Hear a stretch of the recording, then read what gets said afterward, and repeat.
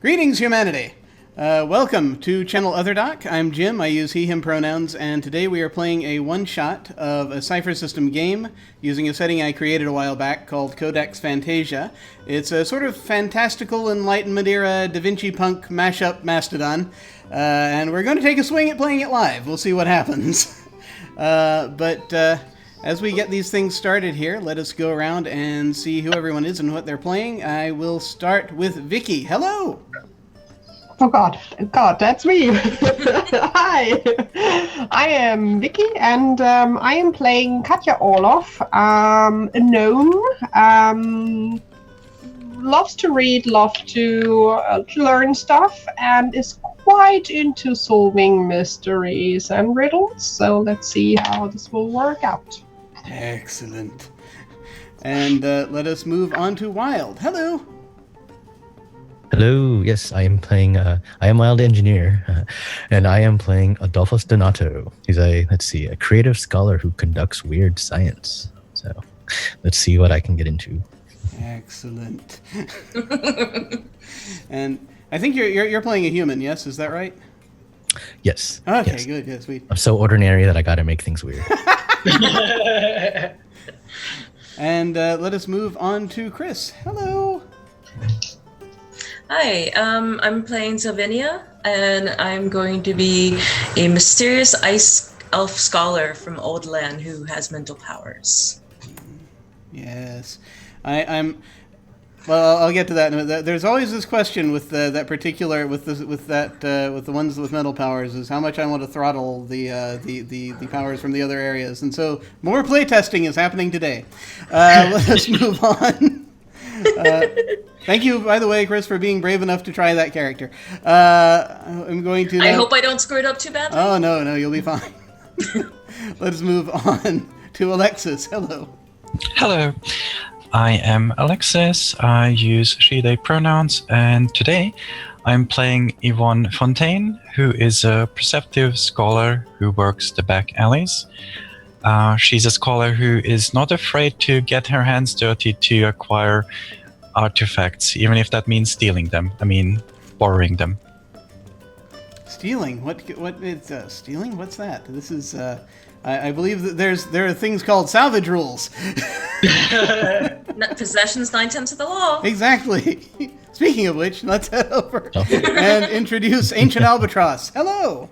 Hey, I'm Ancient Albatross, or Al, whatever you want to call me, from Cypher Unlimited Discord. I am playing Mauricio Ragno, a inquisitive goblin swashbuckler who explores dark places. Essentially, he's always on the hunt for shinies, as he calls it, whether they be, treasures in a dungeon or, information that someone's looking for. He's always on the hunt for those things.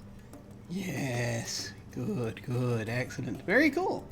So before we dive fully in and I start explaining things about the world and all this, I just want to say, like we do with most games on this channel, we're going to be using the X card, the N card, and the O card.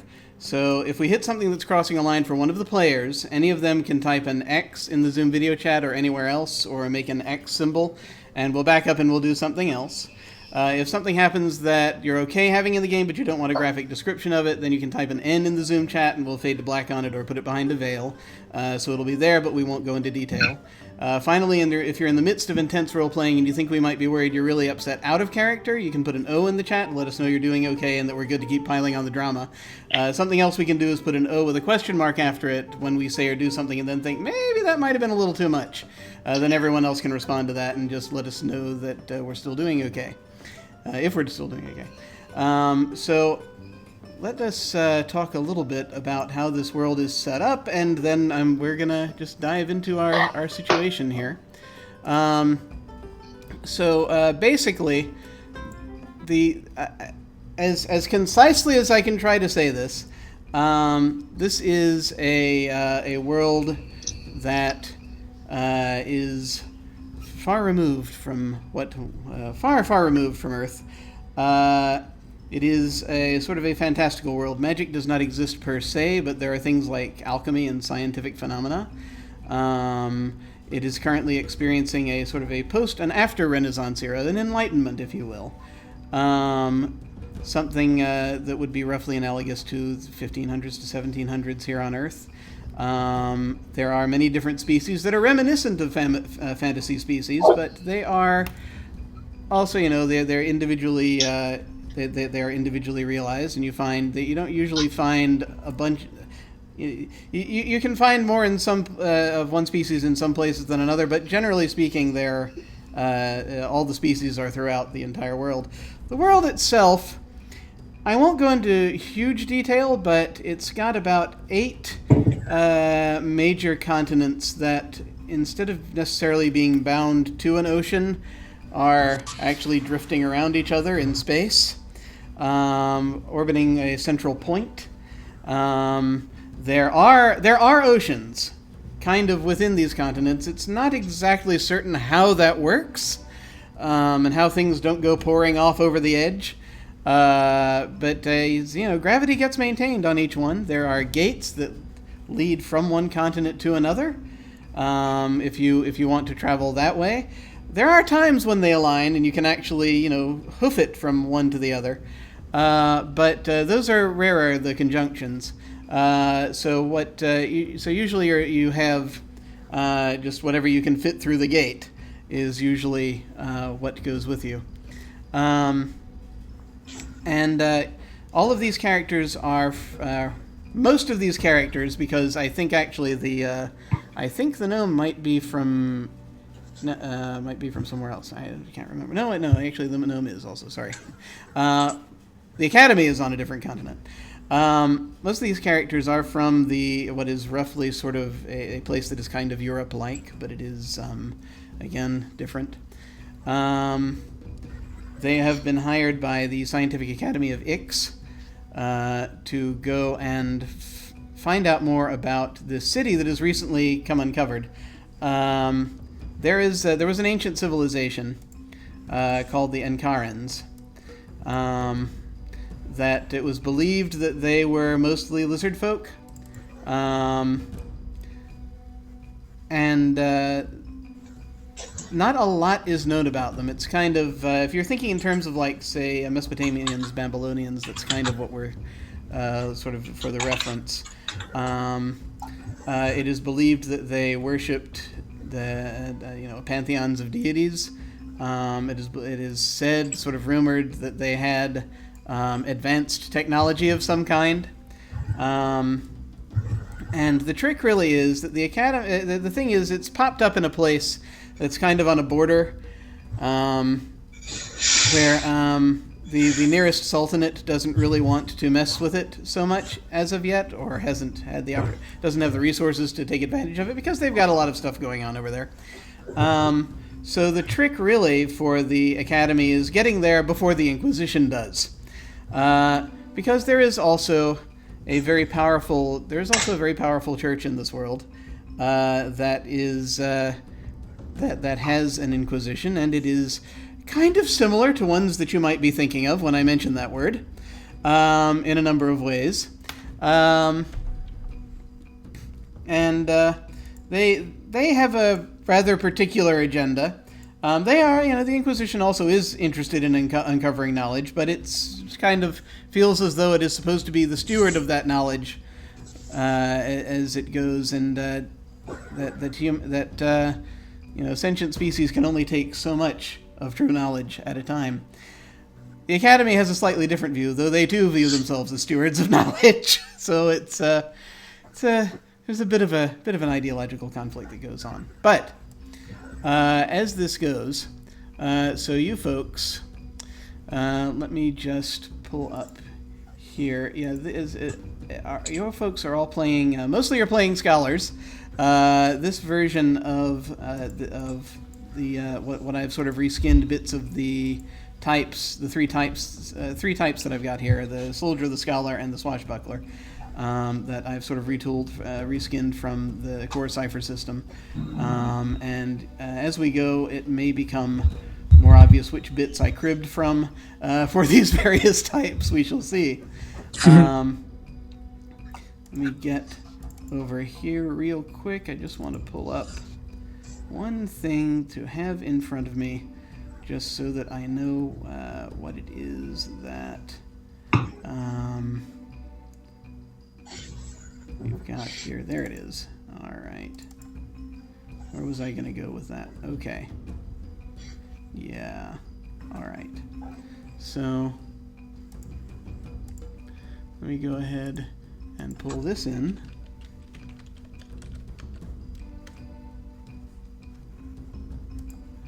Because you're in the desert.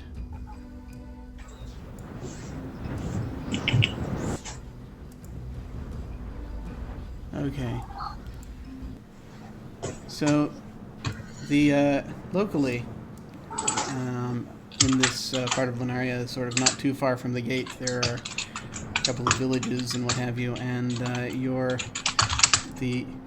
there is an adjunct professor who spends a lot of time there. He's an archaeology professor named Giuseppe. He is also a gnome. And he is driving you out there in he has a clockwork wagon that he's sort of taking you out in over the various dunes until you get to this city. He's going to show you sort of on the way that they think this is probably the city of Kier. So he had an opportunity. He went over it in a glider, very high up, and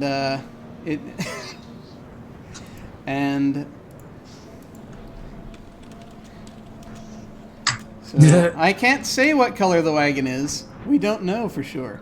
It could be a number of colors, but I'm going to go ahead and show everyone this map. This rough map that he drew after he got a look at it from above. He didn't really have much of a chance to do a lot of investigating into this thing, but we'll sort of see kind of how things go. Are those roads or rivers? So. This is this used to be near where there was water. There is no water here anymore. These are canals that you're going to see. There was water, so this used to be he thinks a harbor. And this is it's around a sort of a step pyramid, sort of in the center where all the canals converge. There's like a major square over there. There's a tall sort of circular building that sort of stands out. There's a big flat building that stands out over here in that district.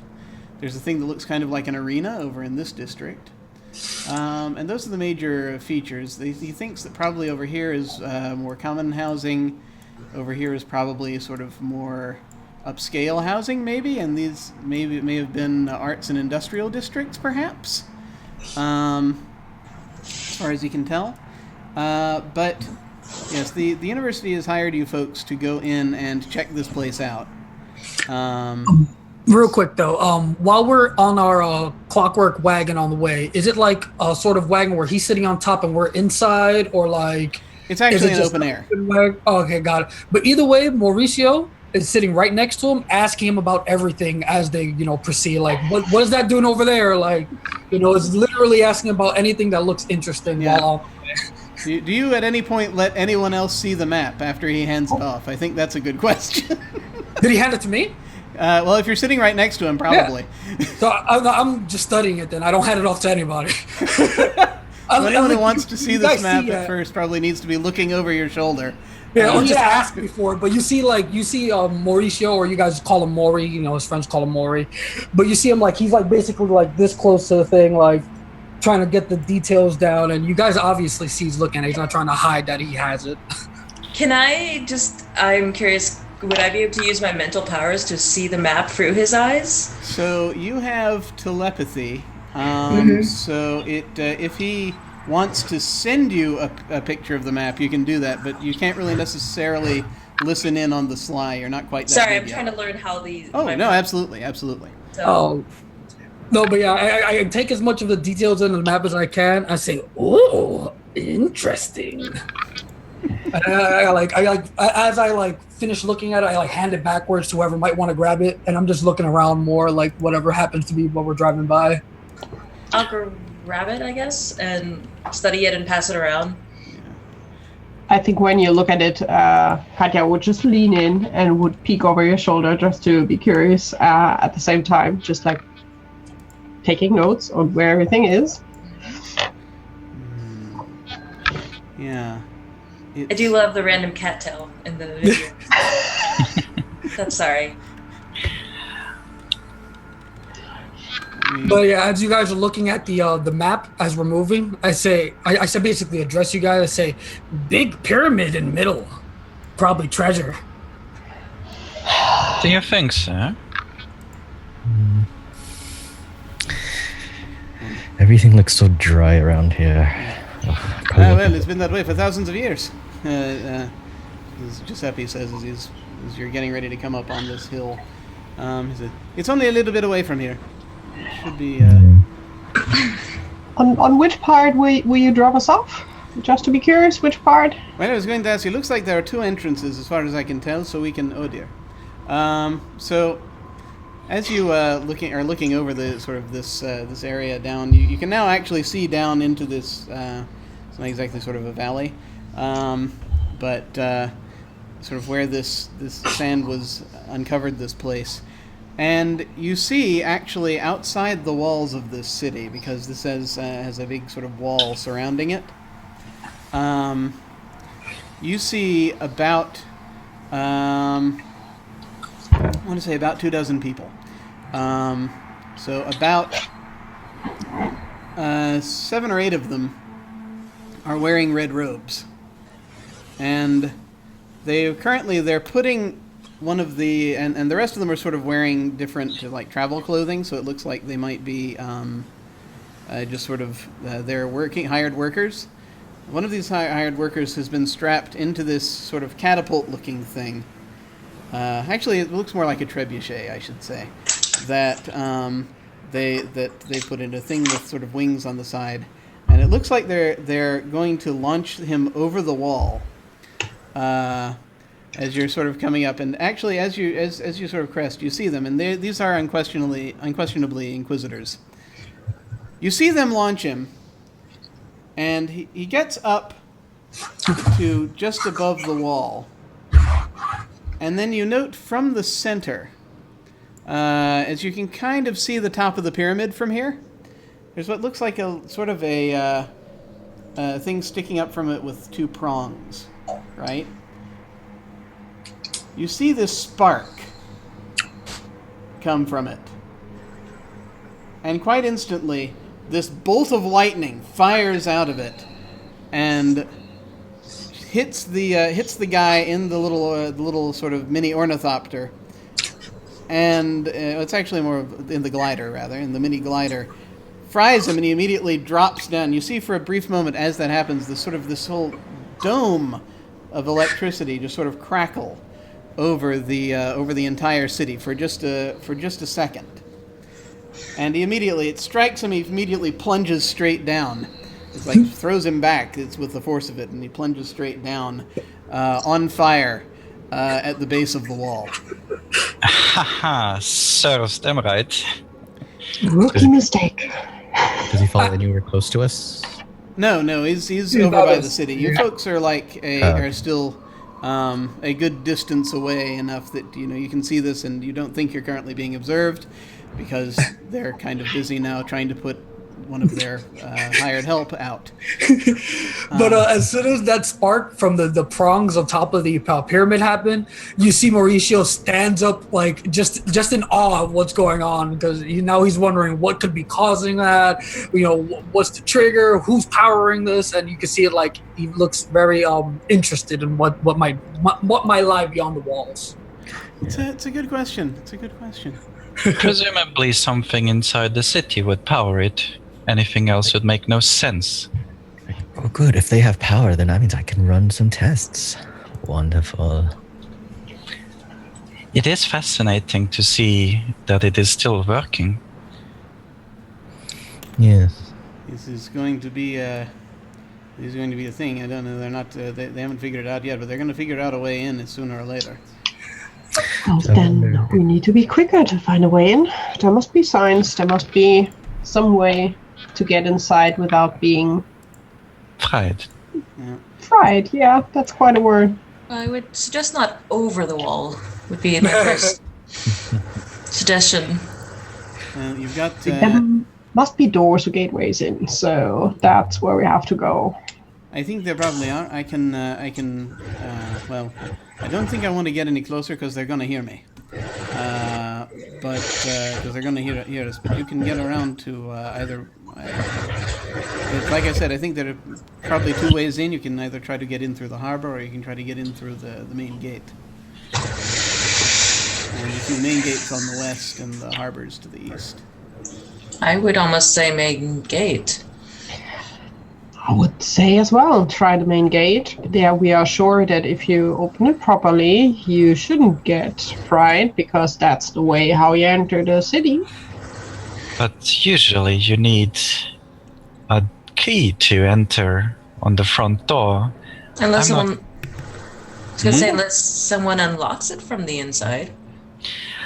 I am thinking about approaching by the harbor because I assume that it is harder to uphold this barrier, whatever it is, in the air as well as in the water. I would like to try it anyway. I do not prefer to go at the front door. Yeah, Maury chimes in. You never know what could be at the front. They might have a trap too. Which would be fun to figure out. But I'm fine with the harbor as well. As long as we can get in, I'm curious what we can find in there. Well, I mean, they have a harbor in the front entrance, so they at least welcomed people. At one point.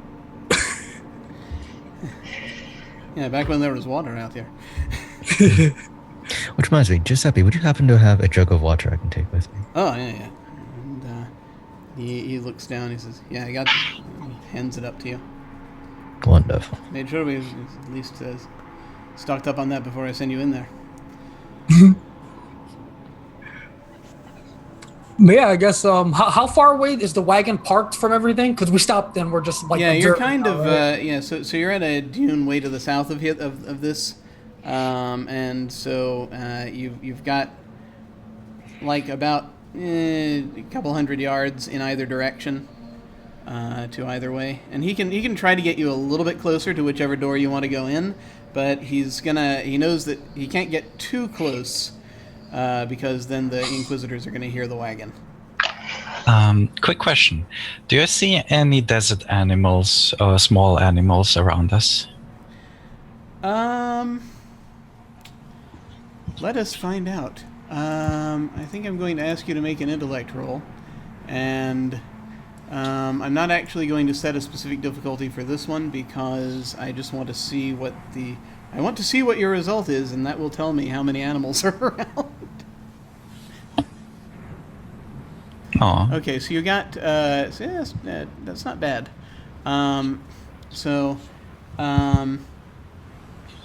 There are not a lot. But you have seen them on the way over, so it's mostly been like snakes, things of that nature. The occasional buzzard. I will ask the coach driver if they have some sort of animal trapping device with them. And I got a stick. And he actually, and what he pulls up is off the side of the wagon. There's this sort of pole with a few. It looks like a kind of a long, sort of almost rake-like thing at the end. He says, I usually use this to keep some of the serpents away from the wheels. Sometimes I need to. That would be perfect. Can I borrow that? Yeah, I don't see too many folks around here. So yeah, he'll hand it over. It's like a big rake, but Maury looks perplexed about what's transpiring right now. It's like, with this animals? I have a plan. Do you not have a plan? Maury never has plan. Plan? What is this word you're using? Plan. So I guess we get off the wagon, right? Because we're parked now, and I guess we need to decide which way we're going. Yeah. Are you? What did you have planned, Yvonne? What do you want to do with those animals? I was intending to send over a snake through the threshold where the barrier would circumvent the harbor, and I'd rather have a snake fried than Yvonne fried. Makes sense. All right, so I guess we're gonna catch a snake, or Yeah. You're able to get a snake. That's not too big a deal. Just sort of factoring that in with your original roll for snakes. So you're able to do a bit of digging a little bit with this rake, and you can you've now got the thing where you can keep it at bay. It actually does have like a little trigger thing on the end of it, so you can actually grab the snake between its prongs without Perfect. hurting it too much.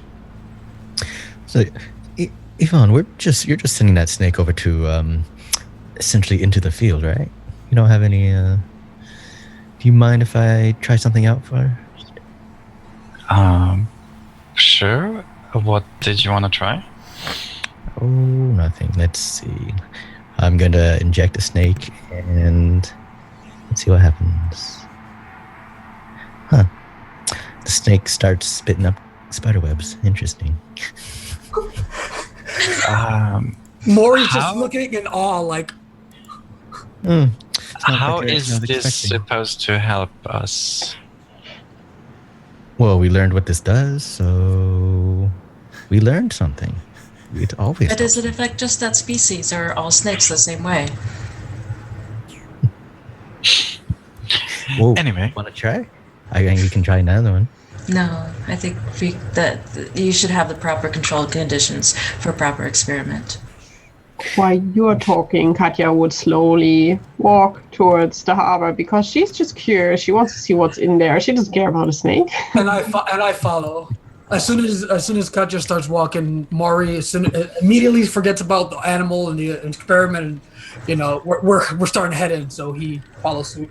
Okay, they are going. I'm going with my snake and leaving the two to debate scientific procedure. It's a good call. When we get near to the harbor, Katya will look around. Are there any signs curved into the walls or stones that look weird or anything that would give us a clue about? Look at this closer before you get fried. So yeah, when you get kind of up here, so you're gonna. So first off, anyone who's heading to the harbor, I should probably point this out. Are you trying to go quietly so as not to be heard by the Inquisitors? Yep. So I will need those who are approaching the harbor, just basically everyone. This will be a Stealth? difficulty of 2, and this is going to be a speed roll. I'm sorry. So Difficulty of 2 means you need a 6 or better. Okay, but what do I need to actually type into roll? I apologize. I didn't Sorry, catch. no problem. So on your sheet, I see my speed. Yeah, you can Just click the word. speed. You can just click on it.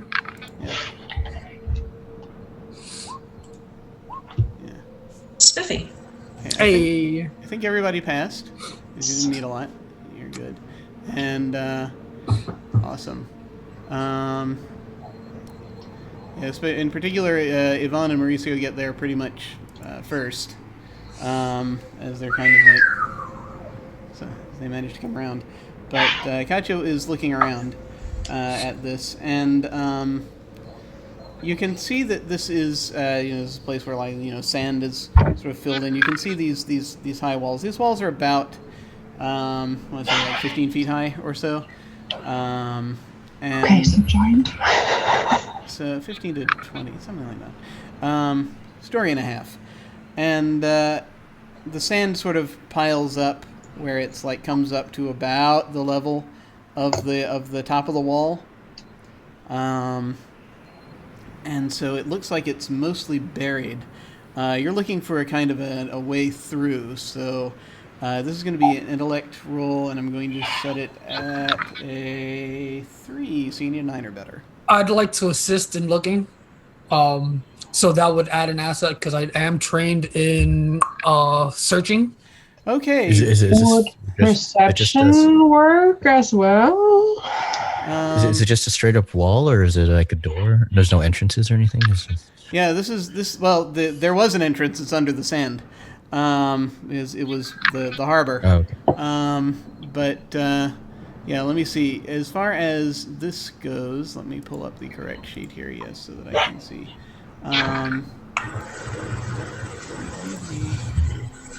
Yeah, I mean, so perception is a thing that could have been used here, and also, assisting. So that brought your asset. So that brought it down to a difficulty of 1. So you won't. Okay. So you got it. You say that. So, So what am I rolling for exactly?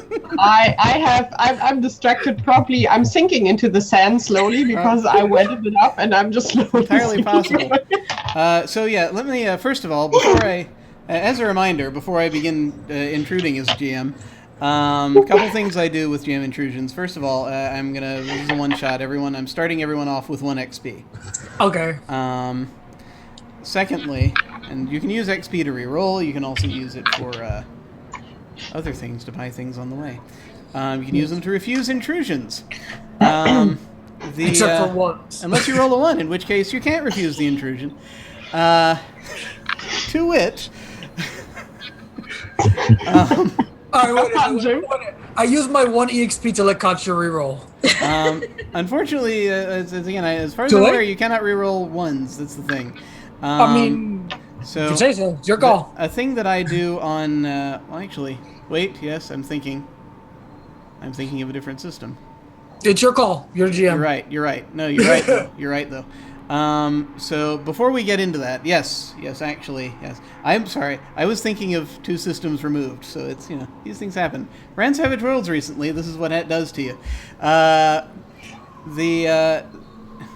The thing that I wanted to just briefly also mention as far as intrusions go is that, or as far as those things go, is I am putting certain degree of player intrusion on the board. If you want to do something that's that will alter reality a little bit, you can spend an XP to kind of adjust the narrative a bit. There are particular ways listed in like the new Cypher System guide, but I'm fine to play a little fast and loose with it. Also, if I ask you to make a roll and you tell me instead of rolling that you voluntarily fail, I will give you an XP for that. So that's another thing that I can do. I do this because I tend to forget sometimes. These things are there. Also, if you have like an inability or something that you use to make things more difficult for everyone, as though I had done a GM intrusion, you could get XP for that. So, as you are heading up so Katya, you are looking, you're digging through the sand, you're getting up higher and higher, and then before you realize it, you're actually, you've actually made it about up to the top, and as you're sort of looking through, digging for a way through, and as you're standing there for a moment, you look across, and you see this metal thing, these metal forks sticking up, shine with a beautiful light that begins arcing toward you, and I'm going to need you to make a speed defense roll, please. So just speed clicking, right? Don't forget, you can also use effort to make it easier, but you rolled well. I hope that after the 1 roll 20 didn't throw me under the bus again. You're good. You actually, I should have said it was you were looking for a 3. This is going to be like a 3. So you're fine. So my question to you is, when you dodge out of the way, do you go forward or backwards? Because you can now see into the city. I will. My reaction will be rolling down back to where the others are, just rolling down the sand dune. So yes, you all see Katya sort of up at the top, and then she immediately ducks backwards, comes rolling back down the sand as this bolt of lightning arcs over her head. And you see once again that image, that sort of dome image thing happen for a second. You see Mori looking in astonishment as to what happened, and as Katya's rolling down, he tries to like brace her fall as she gets to the bottom because I was near there. Quick question. Probably falls me over because I'm so little. The dome reflection, does it go all the way into the sand through the whole harbor? It does not, actually. That's something that you notice, that it only seems to affect whatever is at the level of the top of the wall. I was going to slide into the harbor then and stick my snake stick to check if it's going to get electrocuted. Okay, so you've got basically this dune that you're crawling up. Be careful! How close to the top do you want to get of this dune? I'm going to be walking behind Yvonne. If I'm going to try and shove some of the dune to the side at the top. Okay, and you're going to try to do that and put the snake in there? Mm-hmm. Okay. I think this will be... Yes, this is a dexterous type thing. This is we're trying to be very careful to make this work. I think by default this is going to be a difficulty of... I'll give this a difficulty of 3. So do you want to bring in anything to make that easier before you roll?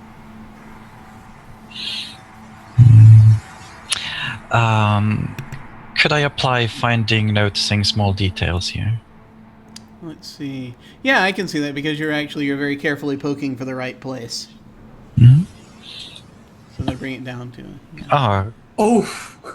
So, well, that brought it down to a difficulty of 2, which still is still a failure. So you push the snake through, and well, it's not exactly a failure, except that you're not completely sure because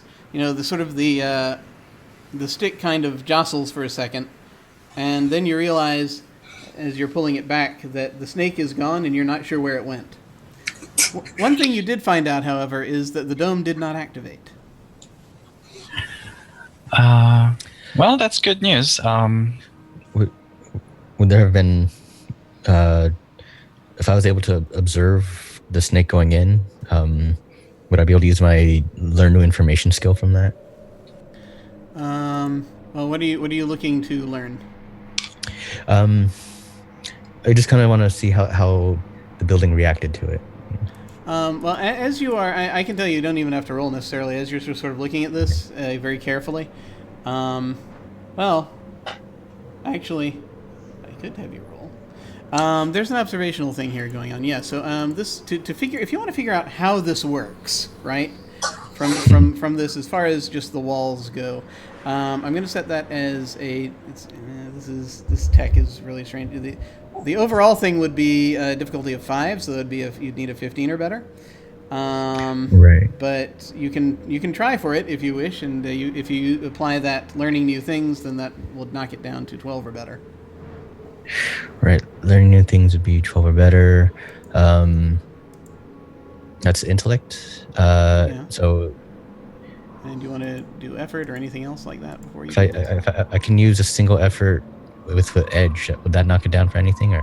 Yeah, Yes. if you do, it'll only cost you 2 instead of the 3, since you should have an edge in intellect. So that would bring it down to a 9 or better. Okay, so when I do that, I just deduct from the pool, not from the current, right? The points that you're spending, yeah. Okay, so it would be from the current because that's your overall pool is like what you're going to be when you're full again. Okay, so when you use stuff, you actually lose. You do spend your points, yeah, from your 3 different pools. Okay, so the pool stays the same, but the current doesn't. Okay. Yep. Essentially, pool is just what your max cap is for that skill or that ability, power or point, whatever. Okay. So like your pool is I'm sorry. So pool is Okay, so 16. Let's see if I roll this. So you need 9 or better, and you got a 16. So, yes. It doesn't tell me how to introduce anything into it, so I don't know what that does. Oh no, you're fine. No, all I needed to know was how much you rolled there. Okay. And so, yeah. So as you're watching this happen, you come to realize that yes, this is keyed very much to some sort of devices that they probably run throughout the city from the center to these walls, and that it's really meant to keep people from going over the wall. So if you enter at a level anywhere under where the top of the wall stops, you should be fine. So I guess I'll look at the group. Well, it seems like danger is only above the wall. So if we go, I guess, like to the main entrance or find just a regular entrance, we should be fine. You can Is also the dig. ability to create your own entrance?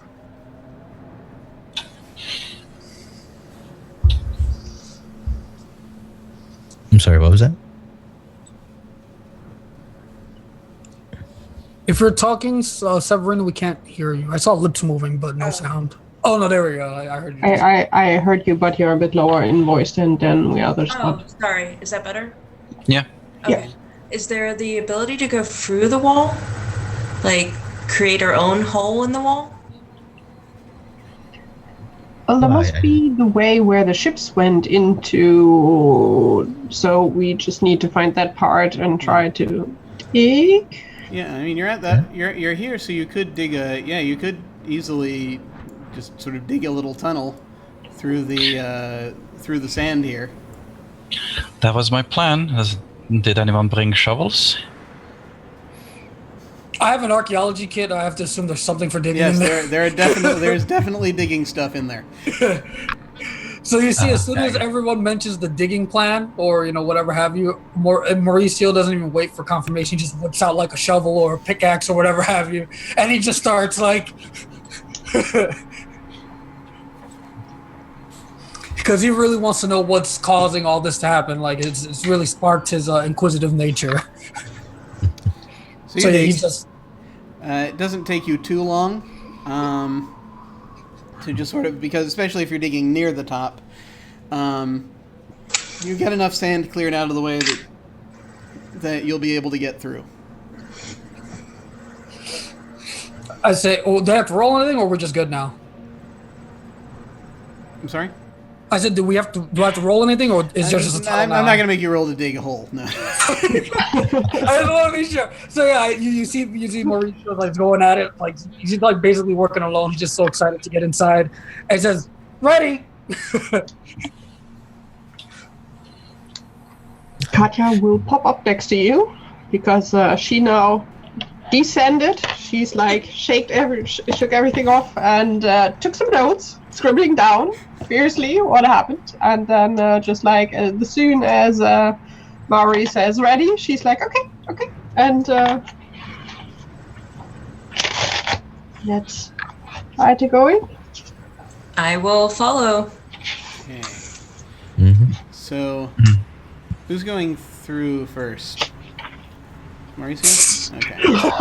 I guess he would be quicker and more eager than Katya learned her lesson to be maybe more careful. No, he just wants to get in there ASAP. So you scramble through. Something that everyone notices happens. There's a way for me to describe this. So you are looking down onto this harbor. These sort of these flat buildings by these docks.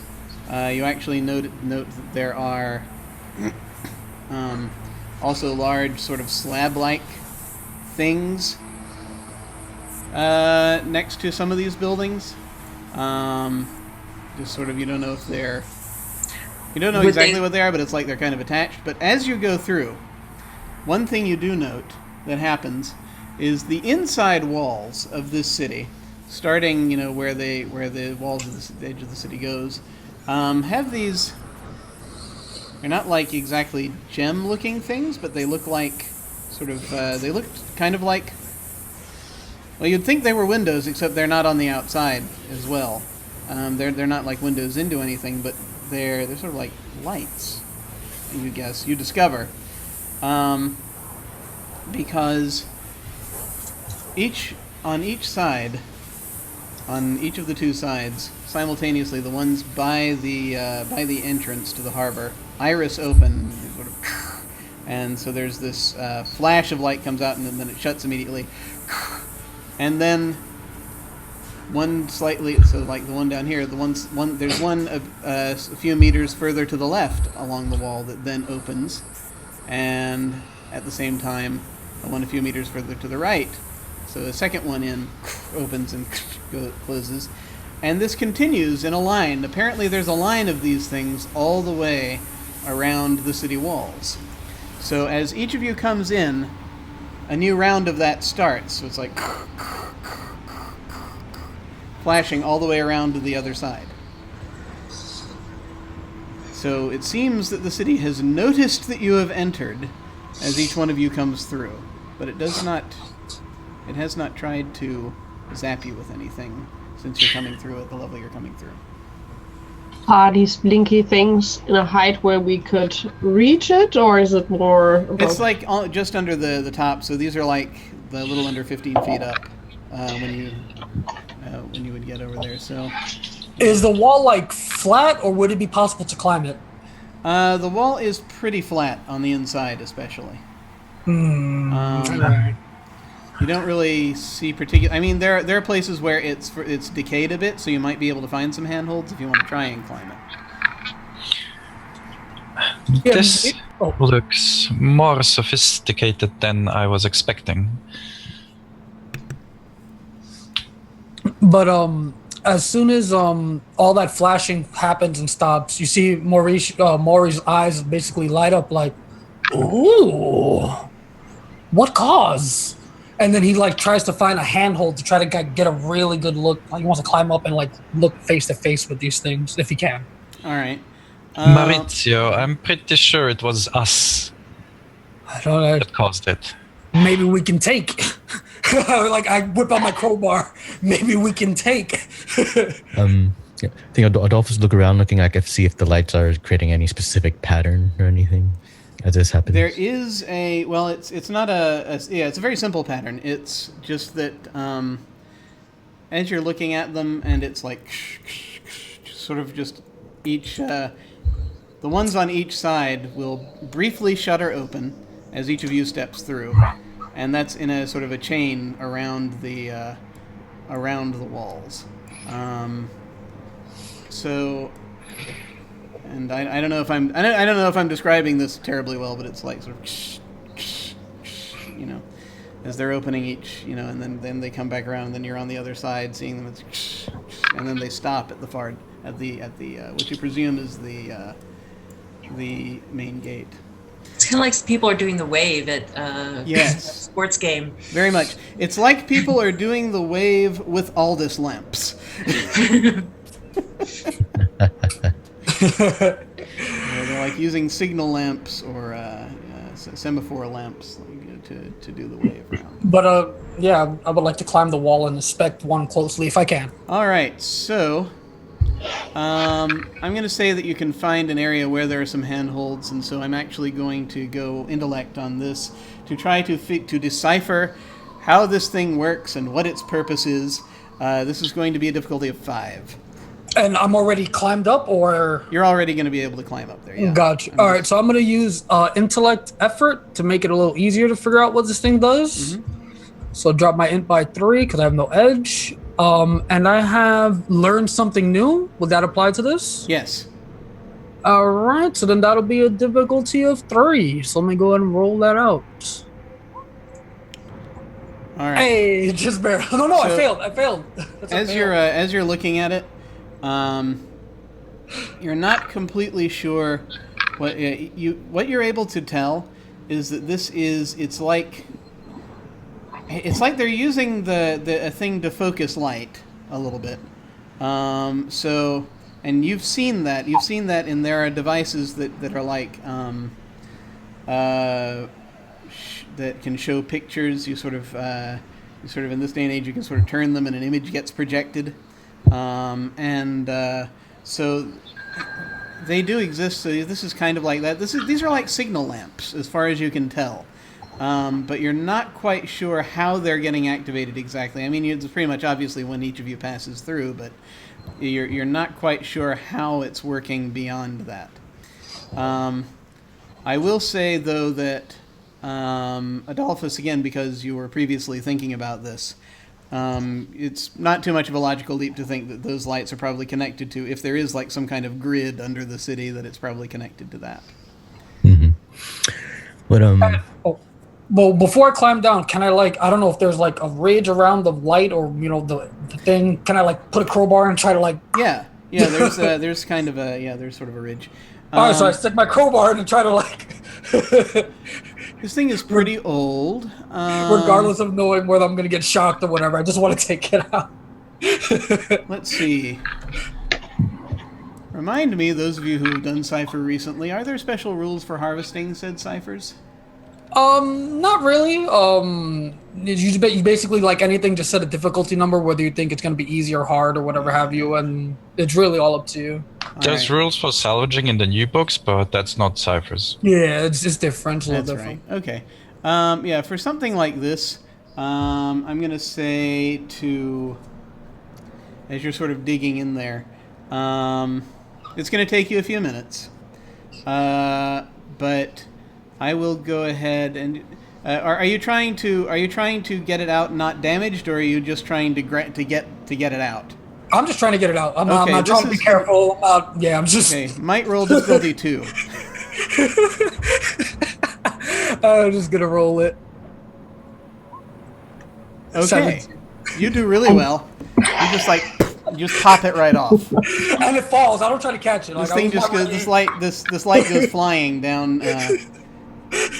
Down and hits the city floor, and you hear a little crack. I look down and whoops. You got it. But you did get it. And I climb back down. So why this is happening? Are there people around? In this city?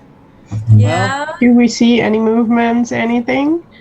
It's funny you should mention that. It's Because there seems to be a good distraction happening or attention grabbing. Yeah, it is. It is primarily, you think, a dead city, but yeah. Go ahead, and I think those of you trying to just sort of looking around, I do want to see if you've noticed something. Can I use my psychic abilities to get any thoughts floating? You can stretch out and see. Yeah, you're not going to get whole thoughts, but you might. No, surface thoughts. Yeah, well, yeah, you might get something. Go ahead and I would say make an intellect roll, and this will be. No, I'm not going to set a difficulty. I just want to see what you get. 2. All right. So you get this feeling. You get this feeling that there is something akin to an intelligence here, but you're not sure exactly where it is or what it is. It does not feel like a person's mind typically feels. And if you had to pick a direction, you'd say like down, or well, it's weird, right? It's like there's something. There's something. But it's hard to pin down. Okay. Everyone is also, however, hearing now starting to, well, anyone who's, those of you who are looking around for people, sort of distantly, I am actually going to go ahead and call for more intellect rolls, but this again will not be with a fixed difficulty. This is just for me to know how much information to give you. I would like to look for interesting things instead with fine details. Is that okay? Sure. Could I use perception again? You absolutely can. Maurice Mori is not at all looking around for people. As soon as he climbs down, if no one else try to pick up the thing, which I'll allow while I was climbing up, and if any of you want to have picked it up, he just picks it up and starts looking at it. I need you to, Mario, if you would please roll a d6. Can do. Get the ice thing. Quick question. Should I have rolled the mind sensing with my psychic phenomenon ability? Well, you already made a roll. Okay. To try to detect stuff going on, and so that's basically what you were able to get. Okay, I'm just wondering going forward, is that the skill set to use, or? I mean, that's if you need to. Well, again, your skill of psychic ability, that's actually something that'll help make it if you're trying to figure something out about someone using psychic abilities. Okay, sorry. Oh, no problem. So, as this is going on, let's see. Yvonne got a 7, so you beat difficulty 2, and so you're looking for details. Anything interesting? There are a few different things that are interesting here because they had it's like you can see as you're looking. And again, you folks haven't moved very far from the wall yet, but they're like these platforms that. Yeah, a couple of things actually. Well, yeah, they're these platforms that you realize are just sort of. You think they're connected in some way underneath to the areas of the docks, but they look kind of like they're just hovering there, which is kind of weird. I'm going to say, Katya, as you're looking around, you notice a couple of things. First of all, there's this sort of low, sort of like sound of some kind of movement. It's like sounds like some sort of like mechanical, sort of a little bit of clanging almost, coming sort of from this direction. Actually, it's and there is this sort of low hum. It's like the whole city maybe is kind of, now that you're in here, has kind of heard something. Also, off close to the pyramid, in the sand around here in this canal, there is a little. You think you see a little bit of movement, like the sand itself is moving a little bit. Some of it, like it's like something crawling under the sand. Like maybe something crawling under the sand, quite possibly. Okay. And Adolphus, he's based off of what he learned from the wall and from the light pattern. I guess he's trying to see if he can figure out if you can ascertain where like the control room or the power room is. Okay. This again is going to be a difficulty 5. It's an intellect task. Would puzzle solving work with that, or? Yes, it would. Okay. Just roll it. You already rolled. Okay. So you're not completely sure. You think probably anything that they. You think probably the type of power it's using is going to be more of a almost perpetual motion type deal. You think maybe from some of these things, there's like, if there are any things that are like generate power, they're probably local sources as far as you can tell. There's probably a heck of an interesting things in here. Probably you think maybe in the one in the middle because of just that. Everything seems to be planned around that, but you're not sure. Aside from that, specifics of where you think you'd go to find exactly where they put it. This is we don't really know a lot about the Enkarans, and so it's hard to say. Mauricio, you have a level 6 Cypher that you have picked up out of this thing. This is sort of this just what you were able to find in there is a sort of set of wire. This funny thing is like a copper wire that's bound around a thing, and that it was using to generate light and tapping into something. But you think you can actually, if you wish, you have the ability to you would be able to attach it to your. You have a crossbow, yes? Yeah. You think you could make it so that you could attach it to your crossbow and wire it to the trigger, so that the bolts that come out for a little while at least. You don't know how long this goes, but you think as soon as you like start the you sort of turn it so that it'll start generating, using what power it has. You think it'll do something to those bolts.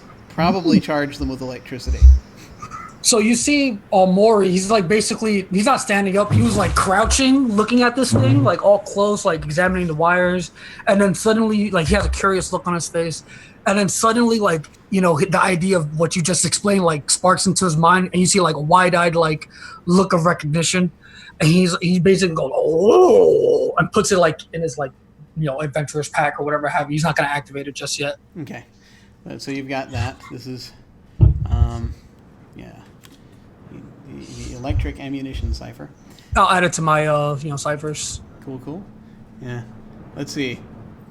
And so we're doing okay for right now. Your limit is 2. We'll have to see how long you carry these things around and find out what happens. Anyway, so you folks have kind of been looking around at all this. Are you deciding to go in a particular direction, or are you just gonna kind of hang out by the wall? I was gonna suggest to everyone that we move out of the harbor area towards the city. Yeah, like once Maury stops, examining his thing, he notices that everybody was kind of looking around, and he says to everyone, "So what? Learn. What did you guys learn?" Well, the city seems to be powered by some possibly perpetual motion. I won't really know more until I'm able to see the actual power source. And it seems something is moving down there in the sand. We should keep an eye open.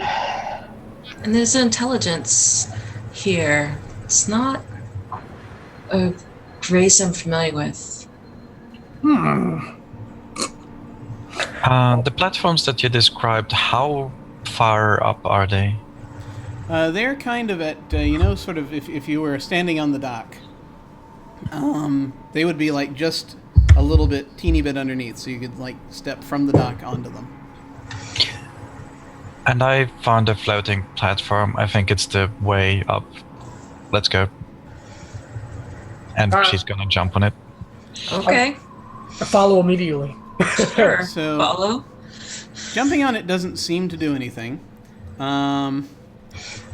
You kind of, however, I would like you to make another intellect roll for me, please. Could I assist? You can. All right. I would like to assist as well. Well, yeah, this is now down to, if everyone is sort of looking around. So, Yvonne, you sort of step on there, and then you sort of look around and you realize, okay, wait a minute.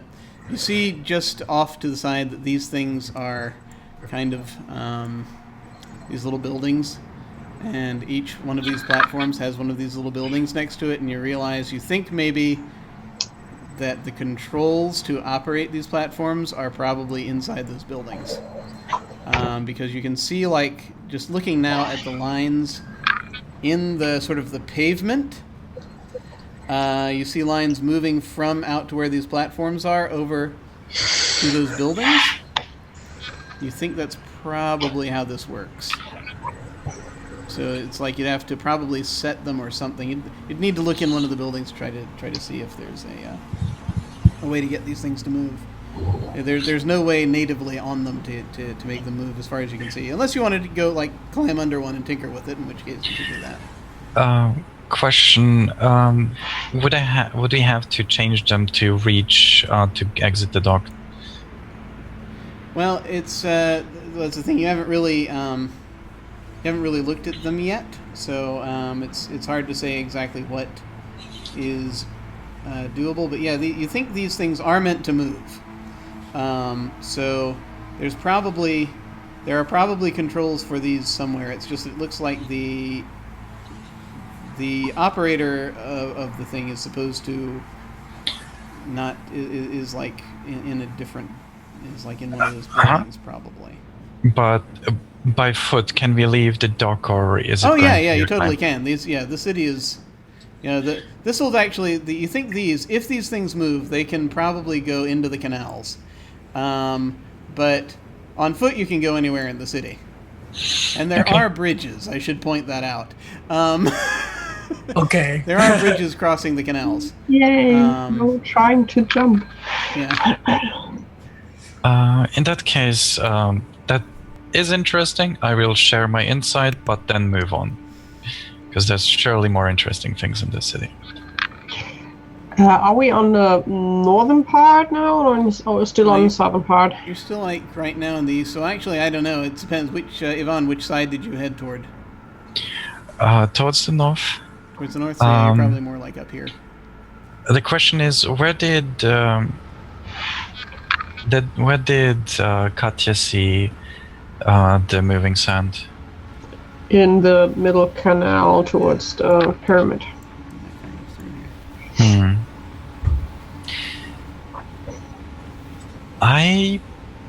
Okay, question. What's the currency in this world? That's an excellent question. I'm trying to remember if I defaulted to anything. Right now, they still use gold, I think. For the most part. Okay. I bet you 2 gold pieces that thing is guarding the pyramid, and I wouldn't be surprised if all your answers would be there as to where the controls and power is coming from. So we went to the pyramid. Yeah, Mori agrees. He says, pyramid, best place. Must go. As you are saying this, something happens. You see, starting from the far side of the city, you see those lights up on the walls come on again, but this time starting from by the gate, and they come around. And they do so about 7 or 8 times. I think the Inquisition dolts have found a way in. I agree. Inquisitors! And that is, I think, where we're going to take our first break. Oh no! So we will be back shortly and see how things happen. See you in a moment.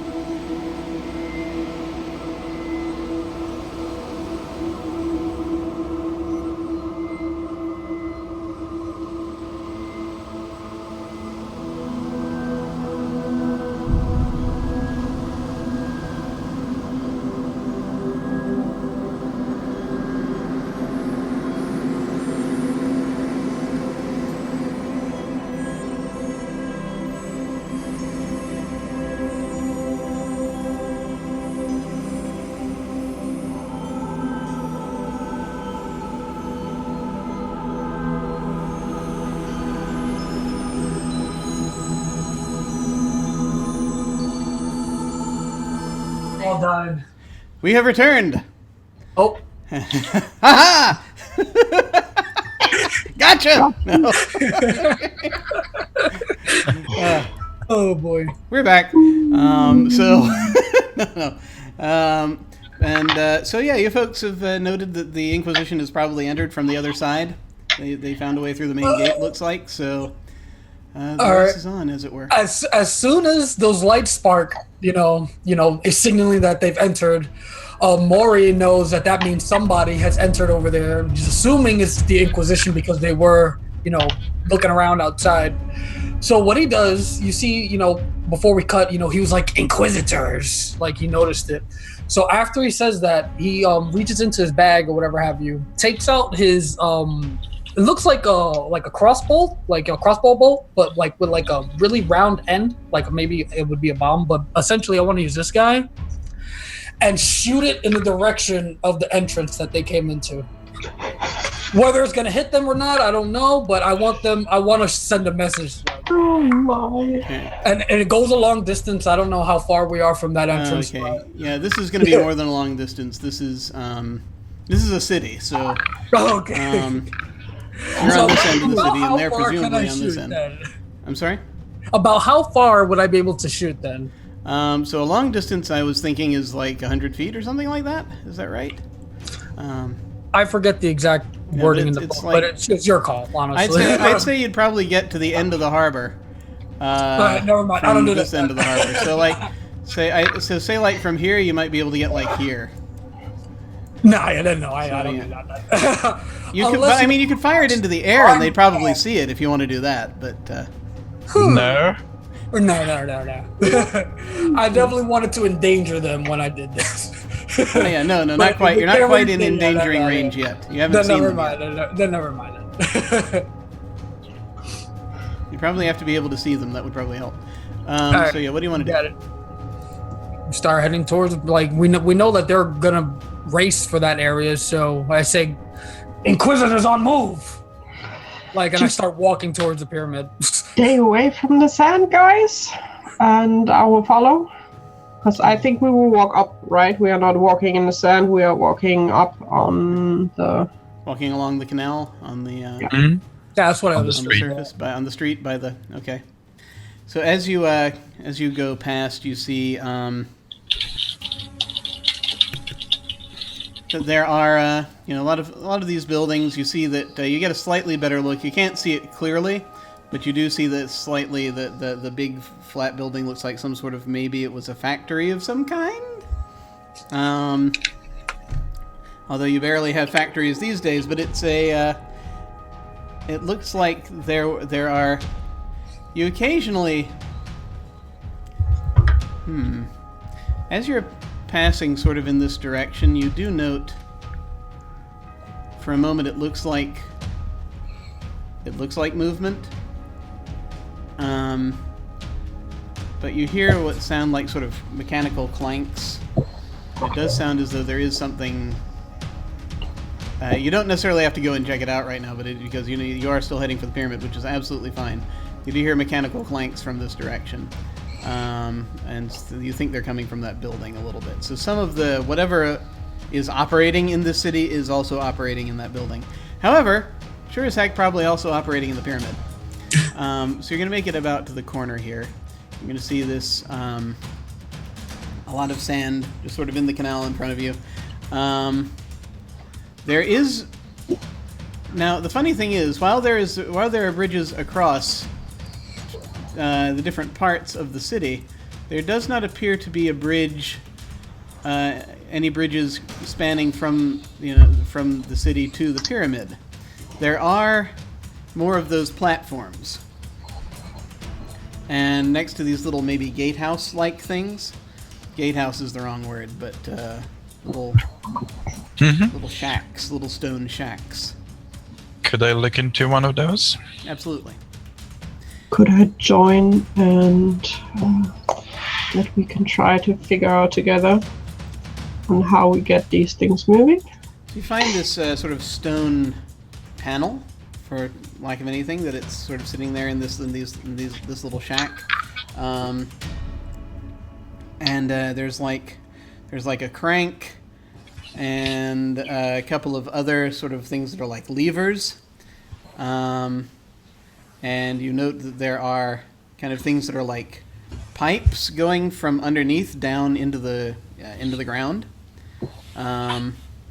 And so that's what it looks like. There's a lot of dust in here, obviously, some sand, a lot of sand that kind of sort of spills out as you go in. Are the levers marked in any way?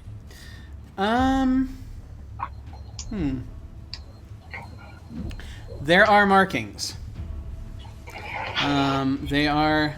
Looks like there might be kind of. It sort of leans toward pictograms, but it looks like it is some type of writing. So real quick question. It looks like what you call it? How far is the gap between like from where we are to where the pyramid is? Like where there's no bridge? Like what would be the shortest distance I could find? So it looks like when they built this, they made it as pretty much as that any they made it a fairly uniform amount of space. Pretty much, okay. They understood the principles of the radius of a circle, basically. Even though on the map it's uneven because the artist, unfortunately, Giuseppe is a little arthritis, so unfortunately that shows up sometimes in his drawings. This is like, I want to say, something like 50 feet. Oof. Okay. I was thinking about jumping, but that sounds a little. Only if you got a cipher for that. Say, Katya, if you want to try and figure out how to read these, I could encourage you. I could encourage myself, but definitely I will take it. I have the same. I have ancient languages. Would that would definitely help? Checking help. So she would try to figure out in her brain if she's seen that. Yeah. So this is normally a difficulty of 5. So with ancient languages, that's going to be a 4, and then anything that is being done with encouragement and assistance will probably drop it as well. By 1 step. Yeah, 1 step encouragement. So we are at. So right now you're at 3, so that's 9 or better. And then if you want, you can spend effort, or if you have any other assets you want to bring to bear, you could try to use those. I have anthology. Would that help with her row? You have anthropology? Yeah. Yes, that actually would help a little bit. So you can you can bring that down 1 more. So that's going to be 6 or better. Would Decipher help? Oh. Well, Jesus there's a cipher. Christ. Roll 20. Thank you for all the help, but... What cipher were you going to use? I think he said decipher. Oh, decipher, Yeah, yes. I have Decipher. Yes, decipher is probably going to help as well because because that's like that's a specific ability that. So hang on just a second. Yeah, that's. But a really quick little. I didn't mean to cut you off. But you can take another crack at it with decipher if you want. First, though, I'm going to see what the result of this is. So you gotta. So what you've been able to determine, Katya, what you've been able to determine so far is that you haven't quite cracked it yet. But it looks as though it's a little strange, right? Because there are. It's not so much that. It's like there's a chair on one end, and there's like a drawing of a person on the other end. So it's one of those things where it's like, and so that's one thing. And then there are other words here. You also, as you're looking around, you get a little distracted because you notice as you sort of glance out the door that there is like just on the underside. Or just the inside of the sort of the ridge where the canal starts, on the inside facing the pyramid. There's like a frieze in there with a bunch of both words and pictures. More picture-based, actually, those. And so I'm going to say that you actually are sort of thinking about that a lot, and you kind of want to go look at those more than you want to be doing this right now, and so you're not quite able to put it together. The thing is, even, I'm sorry, Wild, if you would like to give it a try, Katya would be the person now just pulling the levers just to see what happens, because that's just how she is. She wants to, if she can't figure it out with her mind, she will try it out. So she will just pull probably the one. I put a hand on your hand and like Stop me? stop. Well, Please. first of all, before you do that, I would like to offer a GM intrusion to Vicky.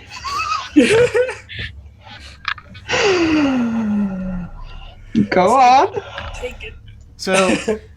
So Yvonne, you look in horror as Katya begins trying to pull the levers, and it's like almost this slow motion thing where you're trying to stop her, and as she pulls down, the lever snaps off in her hand. You have 1 XP you may give to someone. I will give it to probably Yvonne. I'm sorry. Thank you for stopping me. Take 1 XP, Alexis. Thanks. But yeah, She's looking at it like, it's old, broken. I look out of the window. Is anything dying? No, nothing's dying. Like, do you mind if I take a look at it?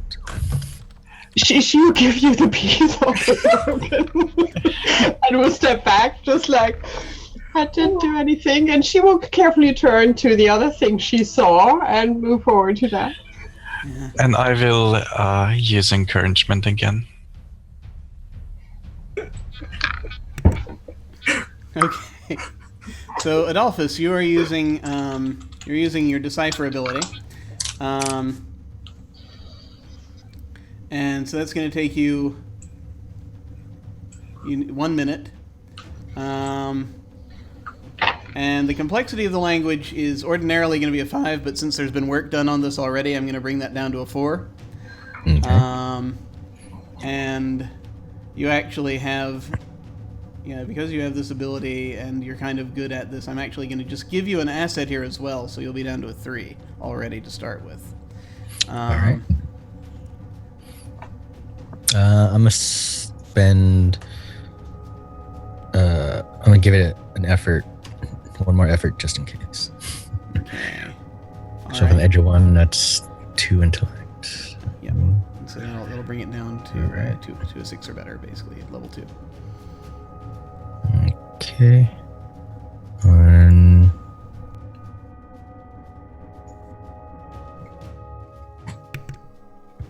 did that roll? No, that didn't roll. No, just hit intellect. you can either hit the little dice next to the cipher, wait. or you could just press intellect. Did we both just adjust my intellect? Or should be done at 14? I did not right? do anything to your intellect. I think I did it wrong then. Okay. So I mathed wrong. Oh no! Okay. 120 levels. Thanks, Roll20. All right. I would like to thank Eric personally, if you're out there somewhere, for giving me this wonderful, wonderful opportunity.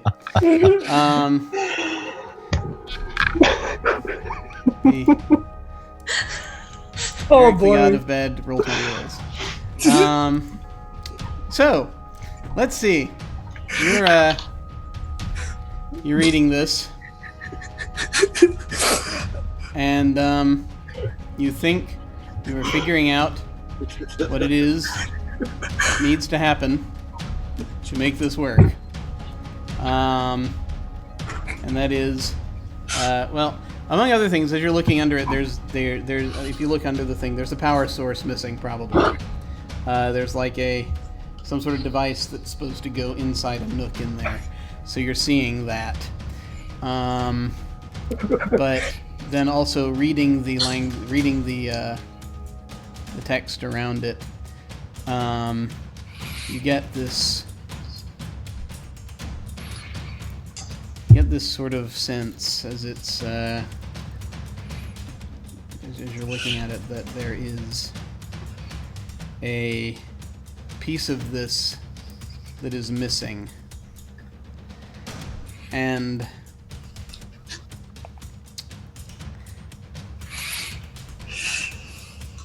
you think you actually, though, it's like, okay, if I this means the chair thing means this is where you go to worship, and that's got to be the pyramid.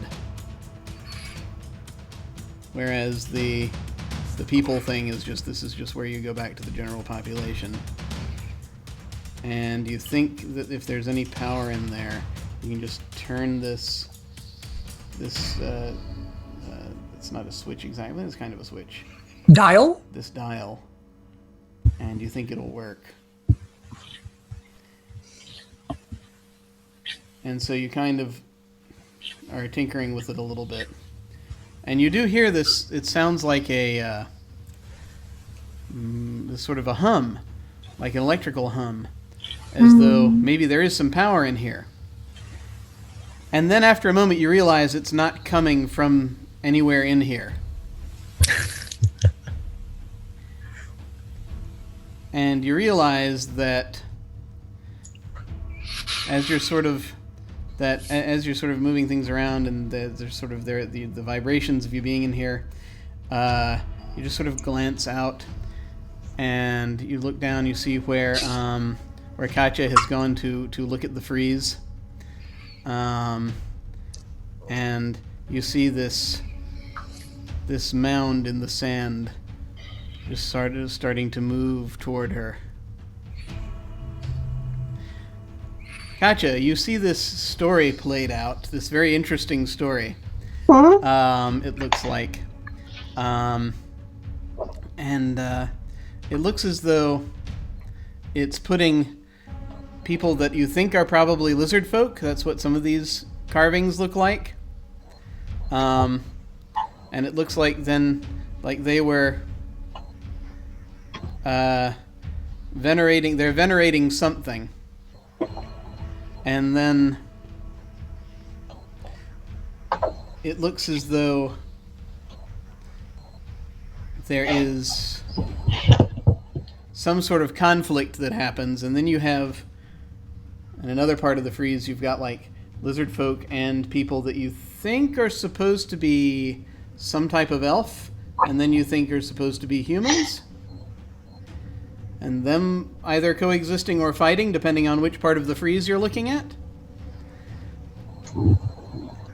And then you hear this sort of like, then you get this kind of like, you know, it's kind of an almost an ozone sort of sense, or sort of like, you know, the air, it kind of feels crackling a little bit. Great. And so you see this thing that seems to be sort of very close to you now, seems to be burrowing through the sand. Any way for me to get back to the others? You're trying to get away from it? Yep. Okay. This is actually going to technically be a speed roll, because this is very much a please do not notice me type deal, but in addition to us, you know, trying to get away from the thing. Are you trying to be fast or trying to be stealthy? Let me ask you that. Fast. Fast, okay. She doesn't care about being stealthy. She just wants to run. This thing is I think getting away from this thing is probably going to be a difficulty 4. Great. I'm not going to throw us into combat rounds necessarily at this point. I just want to see what happens, and then we'll go from there. Do you have anything? Since I've seen this, is there any way for me to try and assist, or? There is the. You think it's going to be up to her by the time you would get out there, but you can start attempting to get out there. Anyone else who is not in the gatehouse may attempt to assist, however. Like me? I'm So no yeah, like so Mauricio or Severina, I think, are the two that are probably closest to where Katya is right now. The thing is, I don't see what is there, right? I just see something moving. I don't see what it is. Yeah, you do not see what it is. And yeah, then it would be just running. It is burrowing. You can tell that much. I don't know if it's a mechanical thing or if it's a living thing or that's something I don't know. Could be something mechanical. Everything seems to work here. Hard to say at this point. You probably need to see a little bit more of it to see exactly what it is. Yeah. But what I was gonna say was since I actually have an inability at hearing and noticing danger, so I don't. I'm Yeah, you probably are. I'm oblivious. Yeah, I'm oblivious. But what I was gonna say was, while everybody was like searching through like the gatehouse or whatever you want to call it, Maury had actually stationed himself at like the closest he could get to the canal, where he could see opposite, like where the Inquisitors were coming from. So essentially, he was just while they were all trying to figure that out, was just scouting for the Inquisitors to see if he could see them or whatever have you. So I'm going to ask you to make a roll. This is again to notice something, but this is at difficulty 3. So I guess for you it would probably be difficulty 4, because it's again to notice.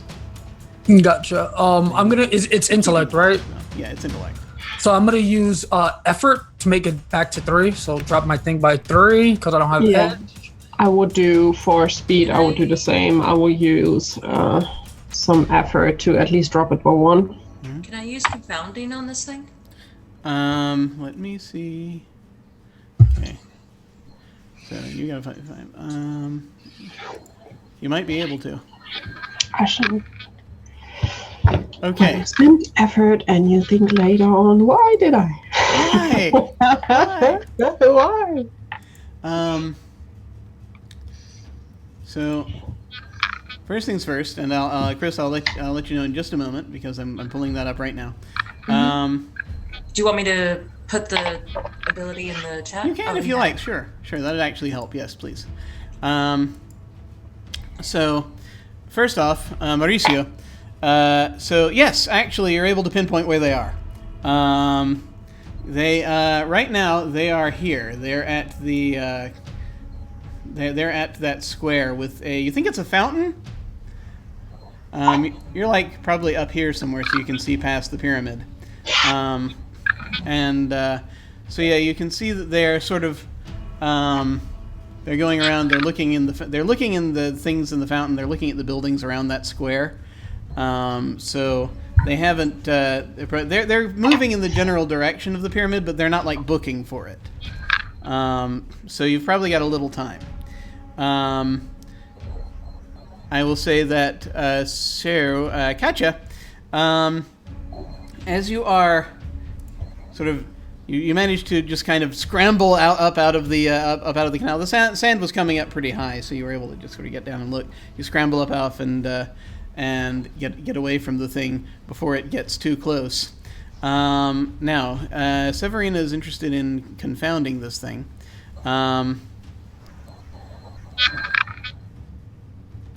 You are confounding, which means that you can pull talents and abilities seemingly out of nowhere. So what do you want to try as though you were trained in it?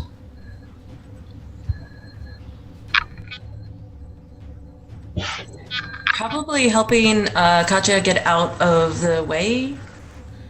Right, that you can do. You won't have to roll. Okay. So you're able to just basically, as she gets up, you can kind of give her a hand up. And she gets out. She scrambles up out of there. Okay. And you see this thing, and it slowly starts... Sorry, I didn't mean to Oh, no, that's fine. Slowly just keeps... It seems to come up near the edge of the wall, and then it turns back around and is continuing to move. And you can see that the sand shift off of it a little bit. You see little crackles of electricity. As it sort of comes close to the surface, it looks as though it's got many scales.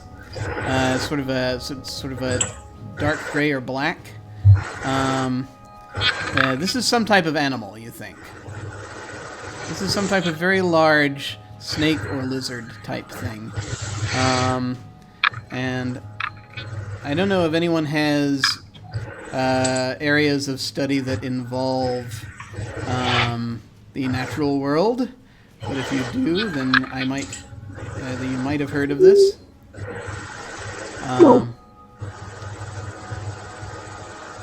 But this is a sort of something that is perhaps common to this area.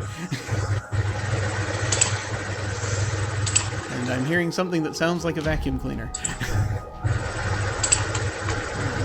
Yeah. Which is interesting. All right. Sorry. Yes. But yes.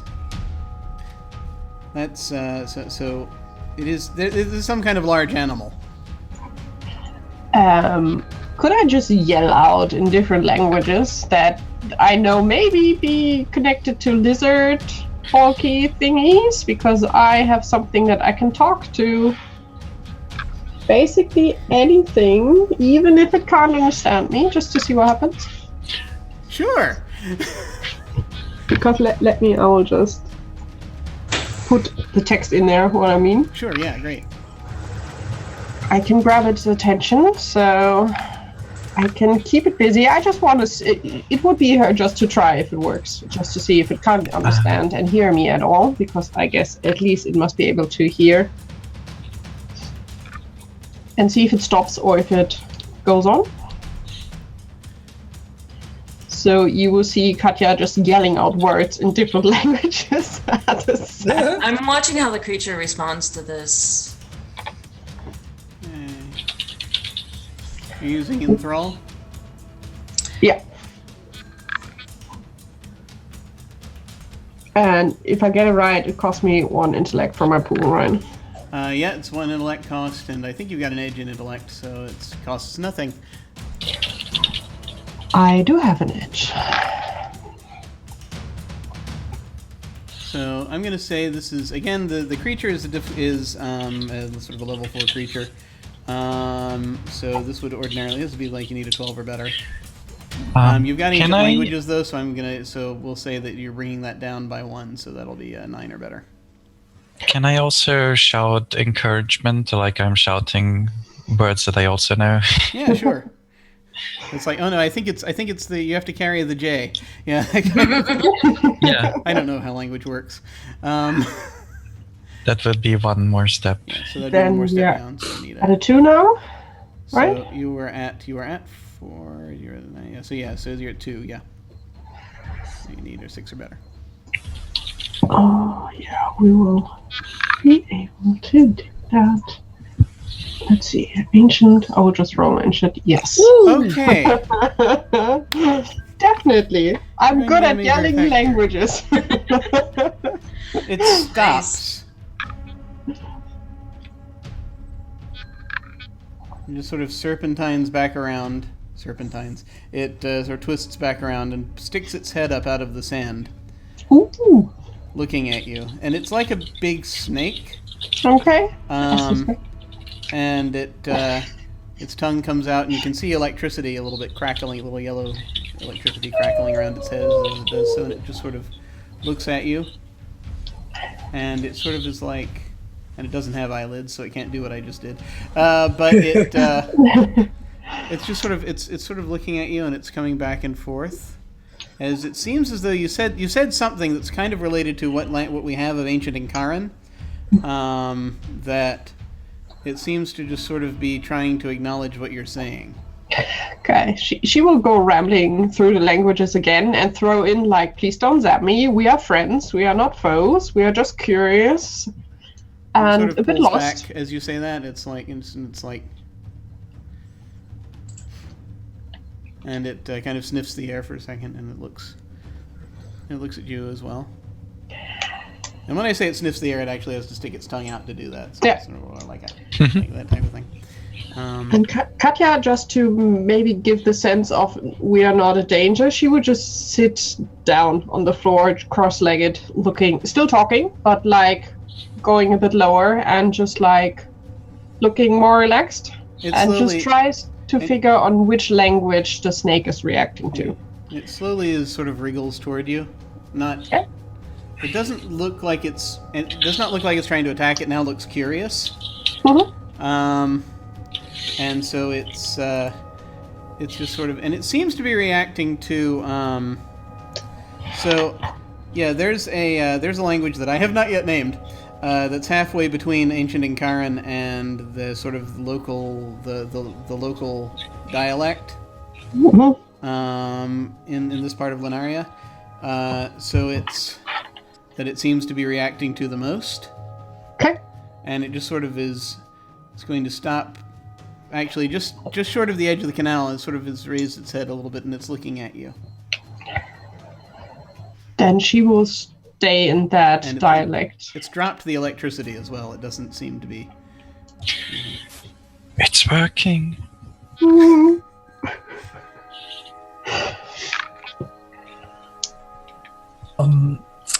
What was I don't know, while all this is going on, right, and I've spotted the Inquisitors, yes? Yes, you have. So I want to use Fleet of Foot to run a short distance and do something.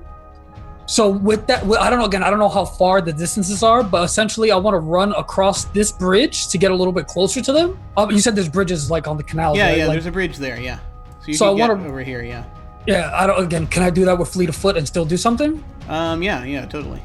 So I run over there, right? Use Fleet of Foot, which I think it said I need to roll a difficulty 2 speed roll to successfully do something else. So, I will say there are still like 3 buildings that are over here that are going to be between you and them to a certain extent. You can come to the edge here if you want to. So this is still a decent way, but you could probably you could get a little. Yeah, we'll go ahead and do that. So yeah, go ahead. If you succeed at this, then you'll be able to do something that will affect them. Okay, awesome. All right, let me go ahead. I want to use effort on that because I really want to succeed. So I drop my speed by 2. This is difficulty 1. There we go. So I run over there, right? And I want to remain as hidden as I can. I don't know if you want me to roll another stealth roll or something. Nah, we'll keep it with what we're going to go with your existing roll. I'm assuming you're trying to be stealthy at the same time. Yeah. And then I want to do what I wanted to do before. Now that I'm close enough, is aim a shot with the detonation thing and just let them know that they're not welcome. Excellent. And if I can, if you want to make me make a roll for it, can I tell which of them looks like the leader? I am going to have you make a roll because there's a chance that you might recognize somebody. All right.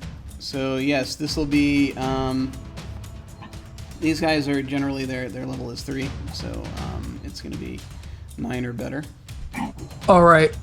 So what I want to do is, oh yeah, let me just roll out. That will be intellect roll. I'm not going to use effort. I'm just going to roll it out. But would like something like searching help or history? I don't know how much history the Inquisitors have or Yeah, anything history like will that. help. Yeah. So I'll drop it down to, I guess, 2, and I'll just roll it straight up. All right. So yes, you're able to identify the leader. I aim at him or And them. The leader is.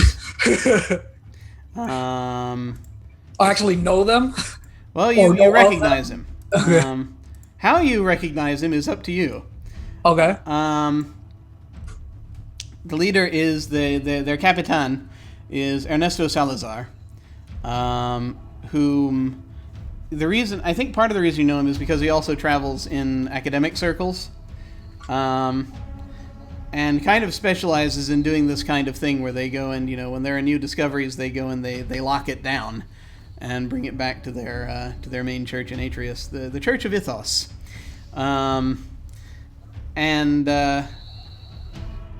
Yeah, so you recognize him. You see that he's got his teniente, his lieutenant, with him, whom you think is because you've seen him because he's been like in the papers and stuff, basically.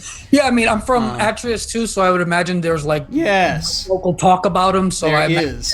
so I know him from being at the same town. Yeah. Or- So his lieutenant is Fernando Abello, and so if they sent them out here, then they mean serious business. Well, I'm still gonna aim my thing. Oh yeah, at totally. him. But at least now you know who you're taking out. Fernando. But yeah, I aim it at them, and it explodes in a small, I think, area AOE. So hopefully it'll get just more than him. But yeah, I aim it. Okay, these guys again, they are difficulty 3 when you're taking them on in combat. So Do you want to see the thing there? all right, bolt-shaped alchemical pellet that can be fired from a crossbow. And I shoot. All right. So yeah, there's going to be a speed roll to hit them, difficulty 3, and we're just going to have you do that to see what happens. We're not into combat of any kind yet, but we might be shortly. On top of that, I'd like to use an action to make. Oh wait, no, never mind. I just shoot. All right. And I use effort. Drop my thing by 2, and I shoot. Okay. So that does 6 corrosive damage, you say? And it says an explosion, so hopefully someone else gets caught up in it. It takes half damage. I don't know how you roll it, but... So you get up. You have to get pretty close. You have to get to like here to since it's a short distance. Long distance actually. It shoots a long distance, but explodes in a small distance. Okay, so yeah. So you hit basically... so the fountain goes up. You hit this thing, and you see that that they are now on fire. So you got like 3 of them, including Salazar. He's like trying to put the fire out. Everyone else over here hears this explosion, and realizes that something has happened. The moment I hear the explosion, I would go on talking to the snake, like, we are just trying to help to keep the bad guys out of the city. Crackle. There are bad guys coming from the direction the explosion went. The snake is like, is like, the moment that happens, it starts to submerge again. And it just sort of is looking at you, its eyes, its golden eyes coming up at you, and it's sort of starting to crackle with electricity. Be free to go get them if you like to. We just try to stop them. They are in this direction. I'm just pointing, and I would just let it go because I know Enthrall is keeping it with me, but I would just like...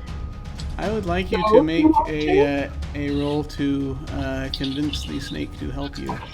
Oh god. I think this is a thing perhaps you can do. So yes. At least she's obviously trying. So this is a. I think this is going to be a difficulty 3 since you've already kind of been talking to it and it knows you're not a threat. And it's intellect. Yes. I will spend... Oh no, I have... Does edge go away when I use it? No. Or is No. it just steady, right? Yeah. So my edge would go with that. It drops it by 1, yeah. Okay. Let's see what happens. No, Hey. Can I help that's not them enough. at all? No, not quite enough. You do still have XP, I think, if you Yeah, want to try you to can reroll that. reroll, yeah. Oh yeah, I will use my XP to reroll. It can't get... Well, it can get worse. I shouldn't have said that probably.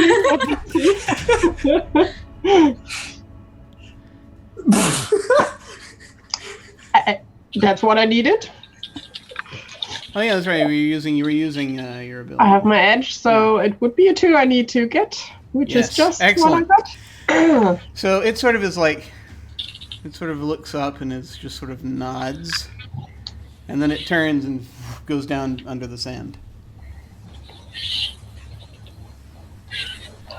And I'm staying Meanwhile- hidden while watching all that craziness going on. Like, I'm Meanwhile, a gunfight has erupted on the other side of the pyramid. They have now several of them. They're like decking around the rest of them. So a couple of them are trying to put out Salazar. The rest of them have taken cover and they're getting out their guns. I run away if I can. I run back across the bridge. Not even trying to be stealthy about it, just running. Please make a speed defense roll for me. I'm not gonna use any effort or anything. Just gonna go for it. Alright, 6. So one of them possibly nicks you in the shoulder. As you go past, you take 2 damage. All right. As you get back across, but you're getting back across the bridge. So yeah, you folks see Maury coming running across the bridge. Inquisitors!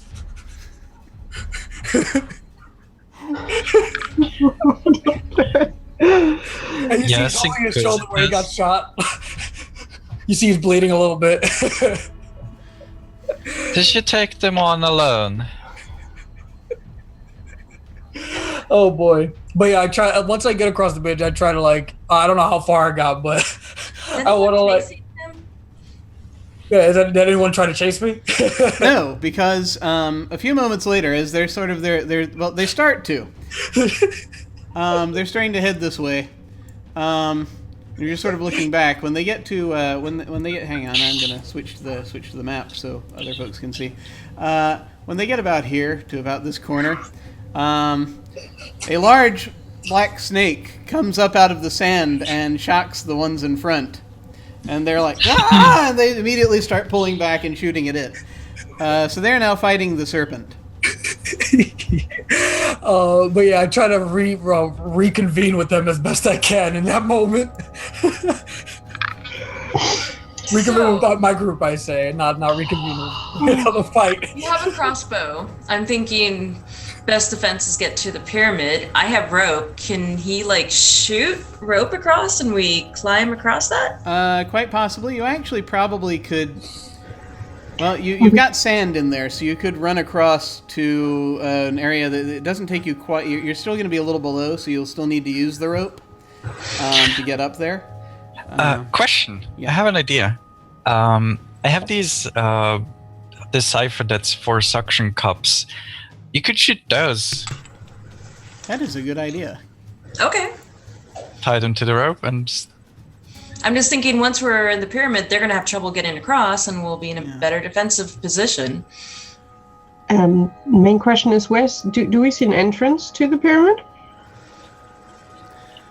Yes, I mean, so there are steps going up the side to the sort of a little temple-looking structure at the top. Okay.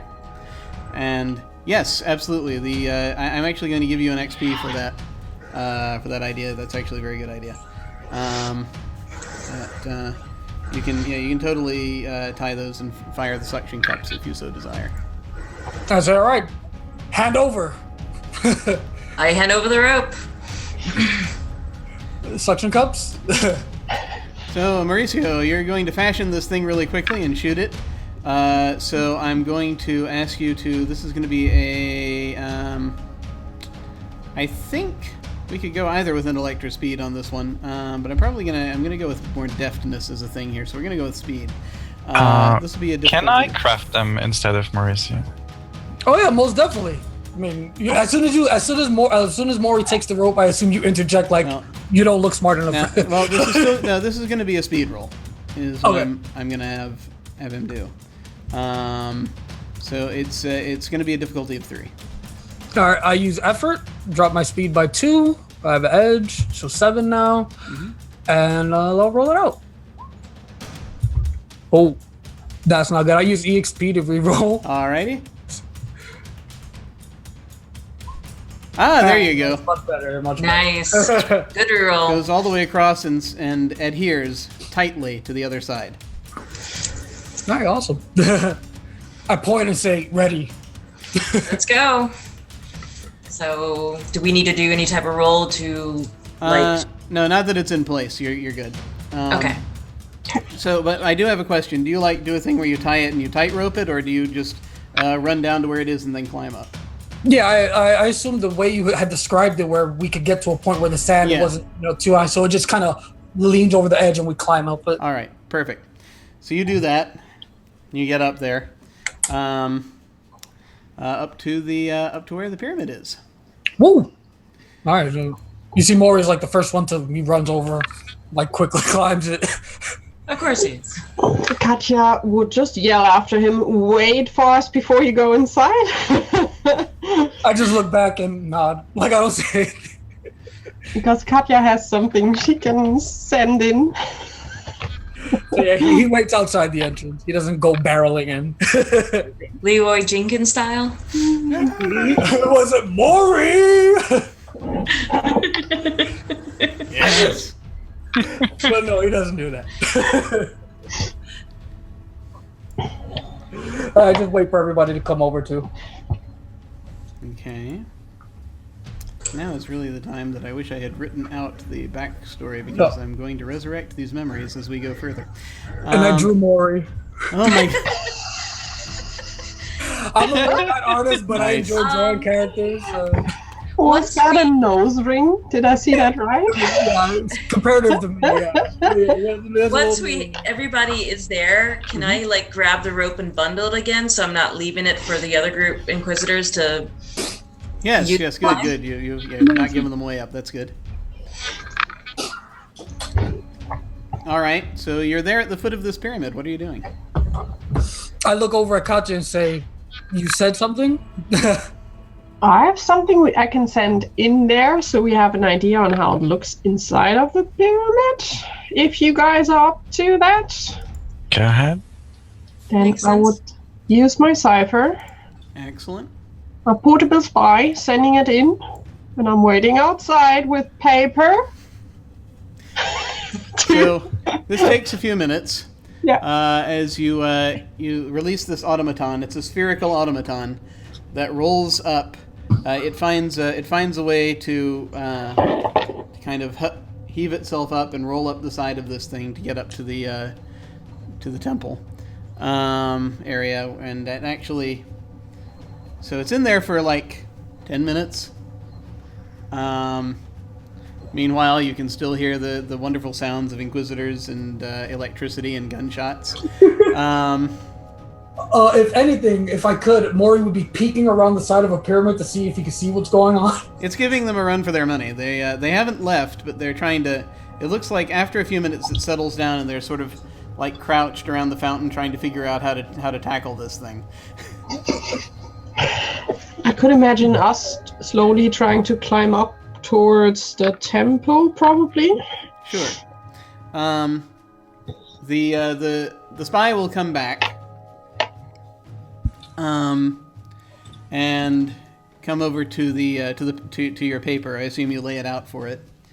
So it'll roll up onto the paper and start drawing of what it detected inside. Mori crouches down and watches it work intently, like, ooh, like he's never seen something draw, like a robot draw a map. Yeah. There's a chemically treated cylinder inside that will record its surroundings based on vibrations and touch. And when it does that, you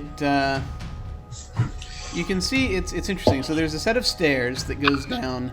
There's a wide sort of area. It looks like there's a thing that looks like an altar in the middle. I think there are grooves in the floor. So it's like it goes up to the temple, then it goes down into the pyramid, right? There are two little shrine-looking things, maybe, on either side. And then a large, probably a statue toward the back wall. What kind of statue? I think we would get... Do we get enough to see what kind of statue? It looks like it is humanoid in shape. It's like a person sitting in a throne, you think? Okay. Also, you find that there is by dint of the way that it comes back to you, you've discovered there is a side entrance that is like halfway up the pyramid. I'm online. No, I understand.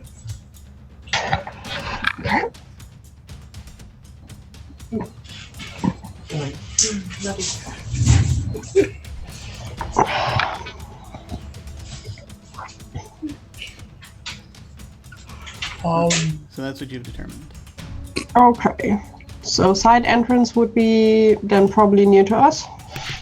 Yeah, it's only up, and you have to climb fewer stairs basically to get up there. That we can handle. Yeah, so the map would be open. Everyone else would be able to see it as well. So, but still, Katya would point it out, and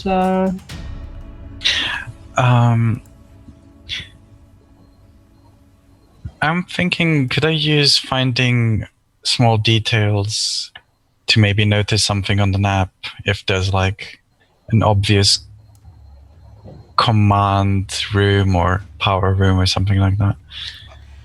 It seems like everywhere that this globe was able to get, and I'll just give this to you, it doesn't look like there's a separate room. Except, well, those 2 shrines look like they're big enough to house something. And then perhaps the statue itself might house something. Maybe the altar, actually. It looks like the altar is like one whole chunk. Yvonne puts a claw on those places and is like, there. Maury, like once the little spy bot finishes with the map, he stops looking at it. Like he just was curious about the automation thing, and he stands up and he like takes out his hand axe, and he looks at you guys. He was ready to go in, but he says, "You say wait, what do?" Oh, I should point out one other thing that is on the map. I forget these things sometimes. There are figures of some kind throughout the room. Maybe they are other statues. It's hard to say. Great.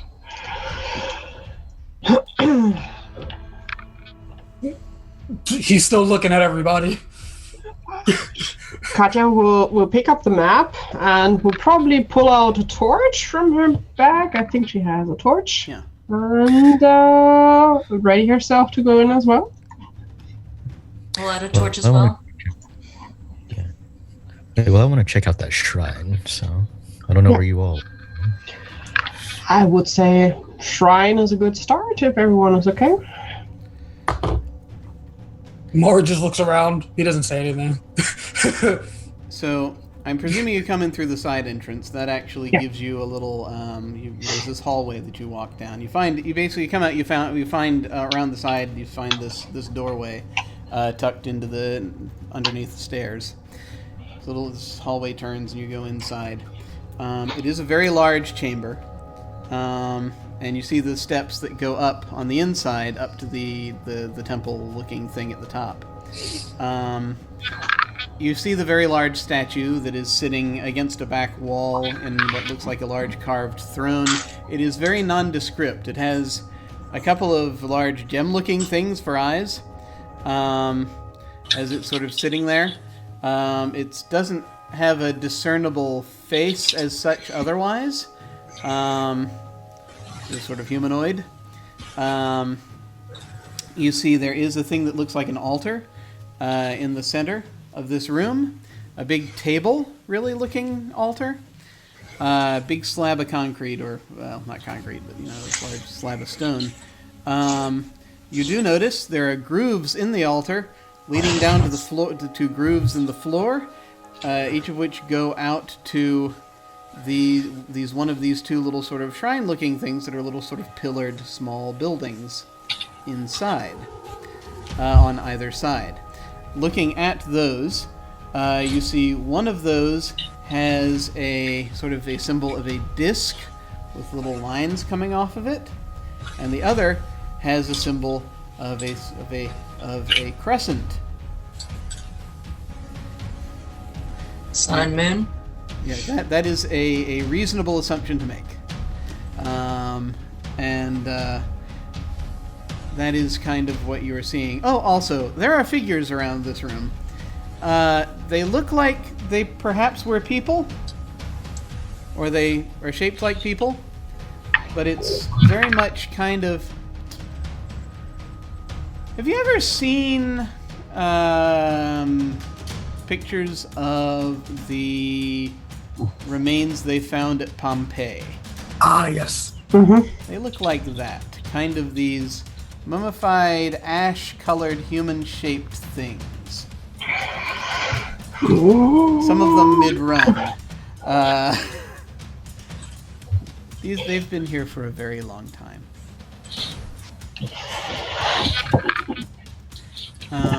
I feel like that probably got fired something from the gem eyes to cause that to the people. Possibly. Well, I mean... Looking at the angles? What is... Do you have any sciences or other abilities that would tell you more about something like that? Just confounding that it gives me the ability to magically have an ability? If you would like to use that for this, you may do so. You can use that once per, basically between resting. If you want to have whatever that skill is that tells you about, and it could be from a biological angle, it could be from a physics angle, it could be from a, just depends on what skill you're choosing. And how you want to describe it. Or it could be archaeology if you want to go with that.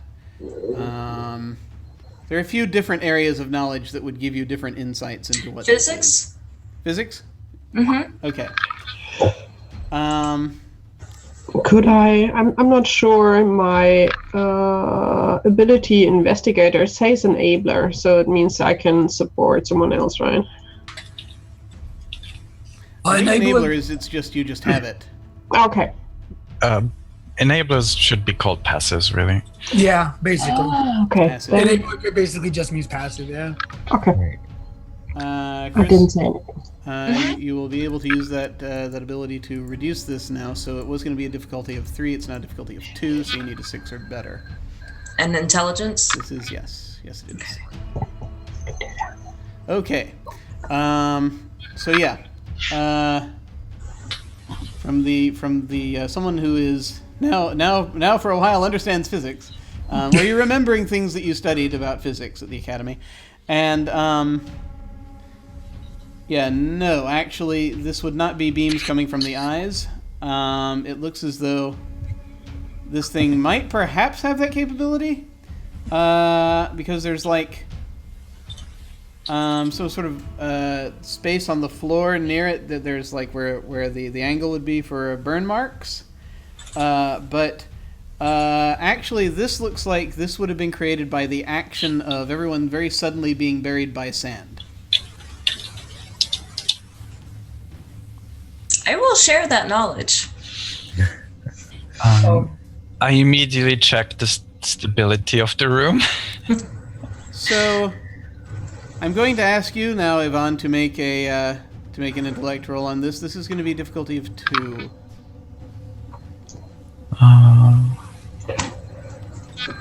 I'll just roll it straight. Yeah. Hey! Wow, nice. You've noticed the ceiling. You realize that looking at the ceiling and the walls, you see at each of the 4 corners of this room are these thick metals, round cylinders going up to the ceiling, poles really, if you will. They extend to the ceiling, those converge across the ceiling at its center into a sort of a metal disc, and you realize that's the underside of the thing with tines that you saw on the top of this building. You realize, and then looking down, they go deep down, probably under the floor, and you realize that, among other things, in addition to being able to conduct electricity, those things could probably be used to cause this thing to be used as a big tuning fork. And that it could manipulate. Side. Yeah, there could be a reason why this city was buried in the first place, and it could be that was used to cause the city to be buried under the sand. This thing could manipulate the sand around here. You think maybe? Adolphus is going to take a look at the altar. I'm going to see if he can use lab analysis to see what went into those. You said there's channels leading to each statue, Yes, right? yes, there are. Yes. Lab analysis. Oh yes, yes, excellent, good. So, yeah, looking at it.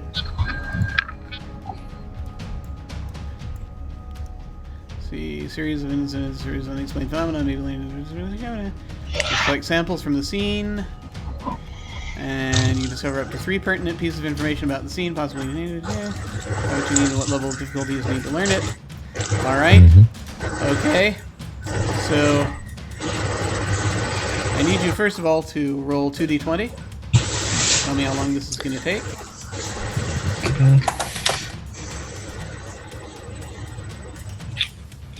19. This is going to take 19 minutes to finish, which isn't that long.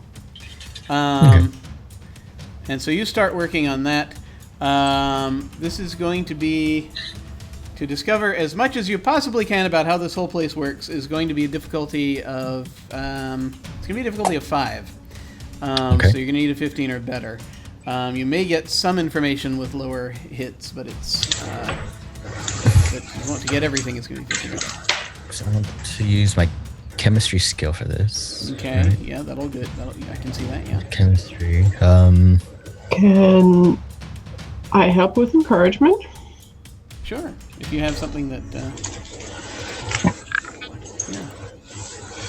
Because I think, yeah, that's the same that Yvonne has as well.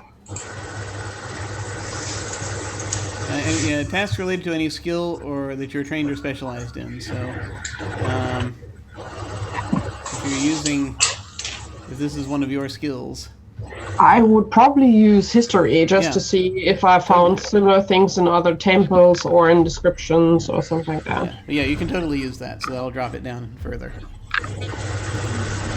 4. So you're already at 4 for chemistry, down to 3 for the encouragement. Or chemistry is a skill. Is that still? Yeah, no, that take you down? can use the skill as basically it And- lower the yeah. I'll put in effort Okay. So bring it down So- to You can do down it. to 10. So, okay. All right. Here. Hey, so what to go? Nice. you are going to discover many things about at least 3 pertinent pieces of information about how this whole place works. And you begin your analysis. And I think as we are at the turn of the hour, would you folks be all right with us taking another quick break? Sure. Yeah. All right. We're going to go ahead and take another quick break. We're going to take 5. We'll be back shortly, and we will see what it is we have discovered and what the heck is going on in this place. We shall be back soon.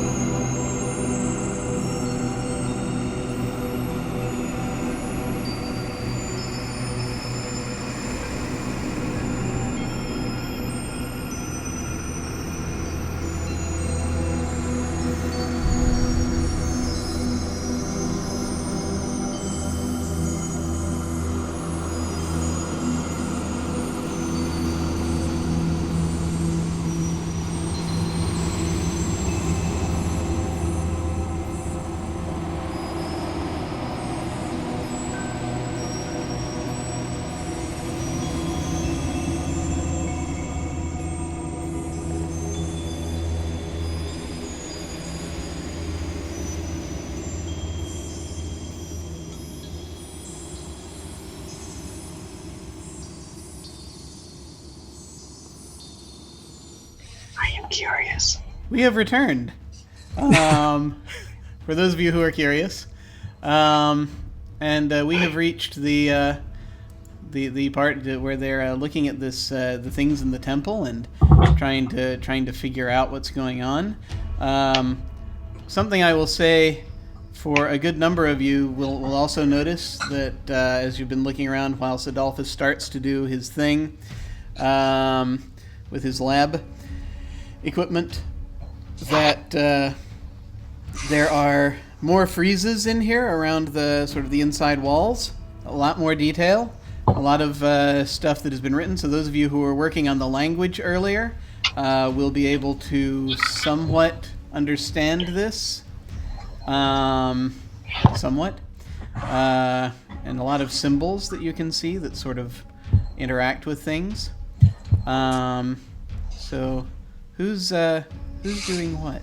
So while Adolphus was doing his investigation type deal with the grooves or whatever have you, you all noticed that during the whole ordeal that Mori was staring straight at the statue's head. You must already know he's staring at those gems.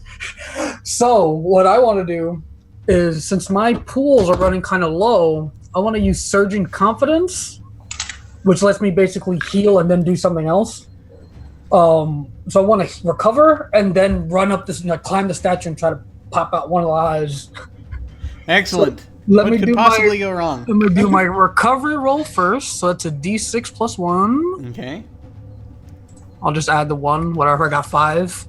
So I'll recover 5 points. Mm-hmm. We'll put 3 in... Actually, we'll put 2 in speed and 3 in intellect. And then, I'm climbing up the statue. Okay, so I need to know, actually, first what everyone else is doing so that we'll be able to know if they notice you doing this or not. So, and this is while Adolphus is working on this. So what is... I'm just going to go around.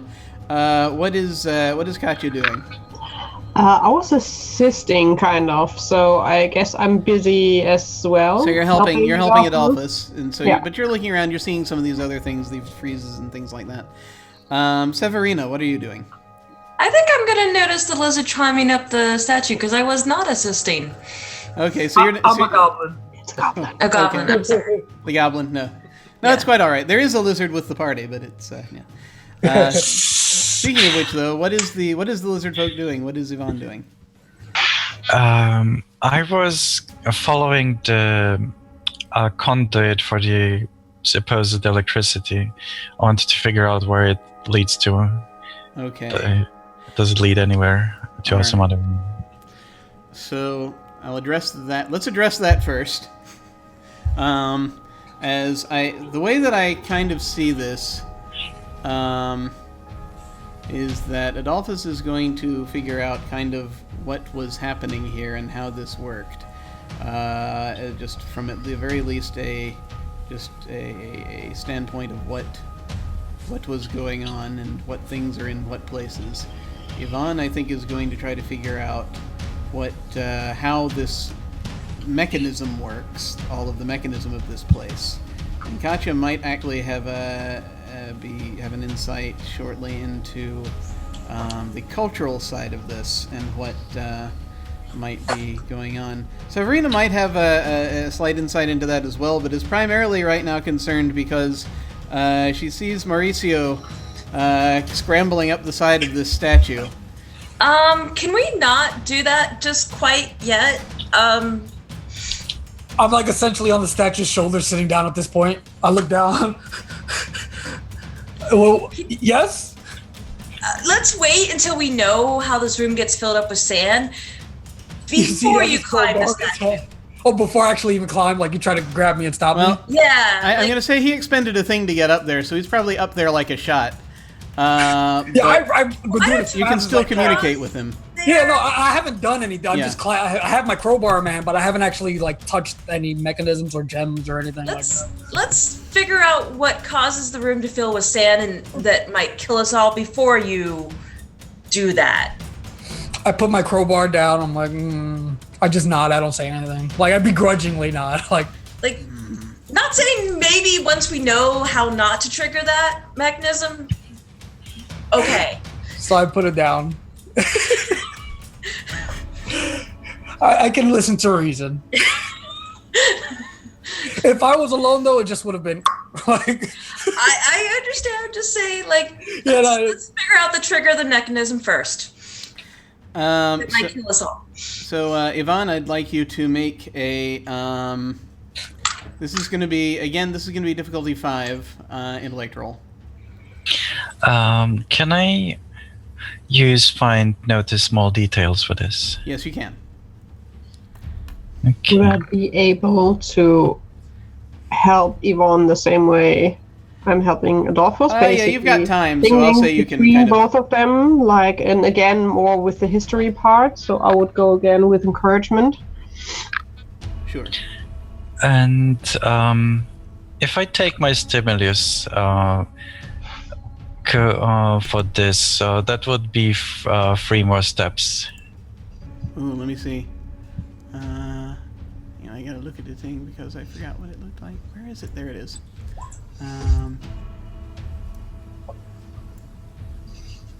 Oh yeah, if you take that, then that'll be an automatic success. Because that's 3 steps. Mm-hmm. So yeah, you can totally do that if you want. I'll do that. All right. So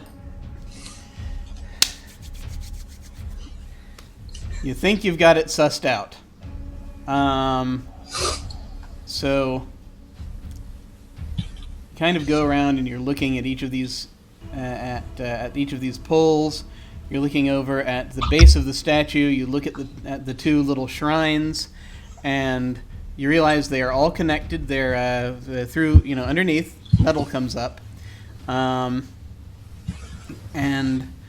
they're all actually also, you think it's connected to the altar, which includes... The altar actually has, as far as you can tell, the altar might have, has sort of receptacles in there. It's like a, there's a panel that you think can get that kind of can see that it's got inside. There are mechanisms in there, and so it's all connected through the altar. And actually, there are things that are inside there that might be like controls of some kind. But there's also a gap there where you think a power source should go. Looking around, you see that, among other things, this is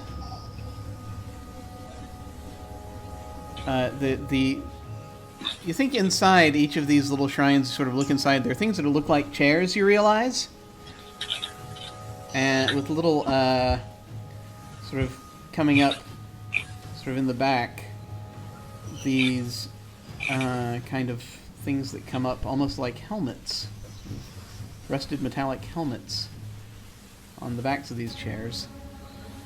Okay. As you're looking at them. And you think, so if there are people sitting in there, that gives them some kind of interaction with some device that gets operated from the central console, the altar. And the statue, controls or anything associated with that look like they are newer. They were put in more recently. Not like, I'm not talking like last week, I'm talking still thousands of years ago, but it seems as though it's like someone tried to slave this older system to a new device that might be housed inside the statue, and probably still operates from the altar.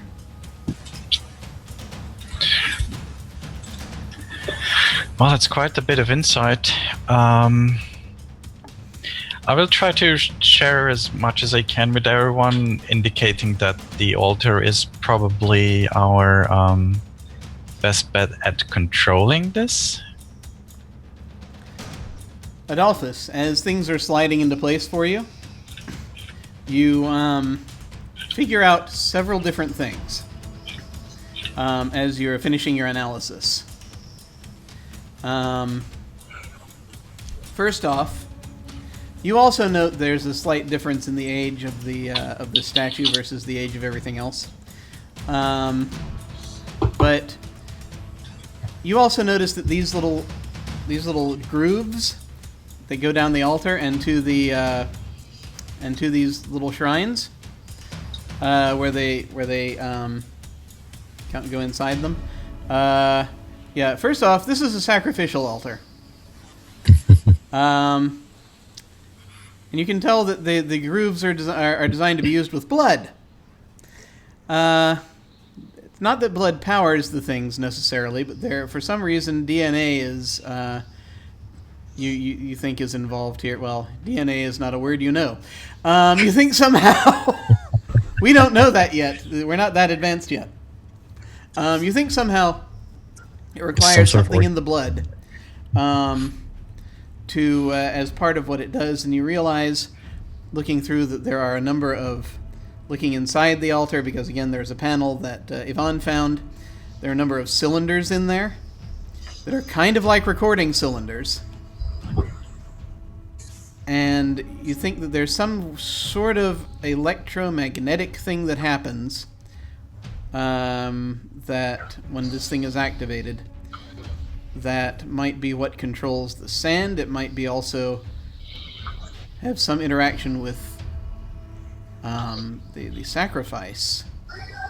And you realize, looking at the people around, all these figures, they all seem to be trying to get away from the altar, except one who's trying to move toward the altar, and you realize that it's got something in its hands. And the thing that it has in its hands, after you're able to blow some dust away, is kind of like... I kind of wish I had prepared this as a... but let me... as like a picture already, but I'm going to pull it up real quick. It's like an Antikythera device, for anyone who knows what that is. And if you do not, I'm going to show you a picture of it, or rather I'm going to link to a picture of said thing. Let us see. This looks like a promising article. Smithsonian, yeah, sure, why not? Let me go ahead and I'm going to put that in the chat, and I'm also going to put it in our Zoom chat, so you will see what it is that I'm talking about. If you scroll down about like halfway down the page, you'll see the full sort of looking kind of device that I'm talking about. So this, you think, is what plugs in to power this altar.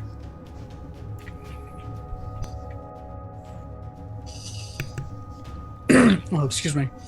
But while I'm sitting up here on the statue's shoulder, waiting for like confirmation to do or not do something, would it be possible for me to examine closely around where the gem eyes are to see if it would be safe to pull them out? Or oh, certainly. This again, like studying anything from this civilization, this is a difficulty 5. All right.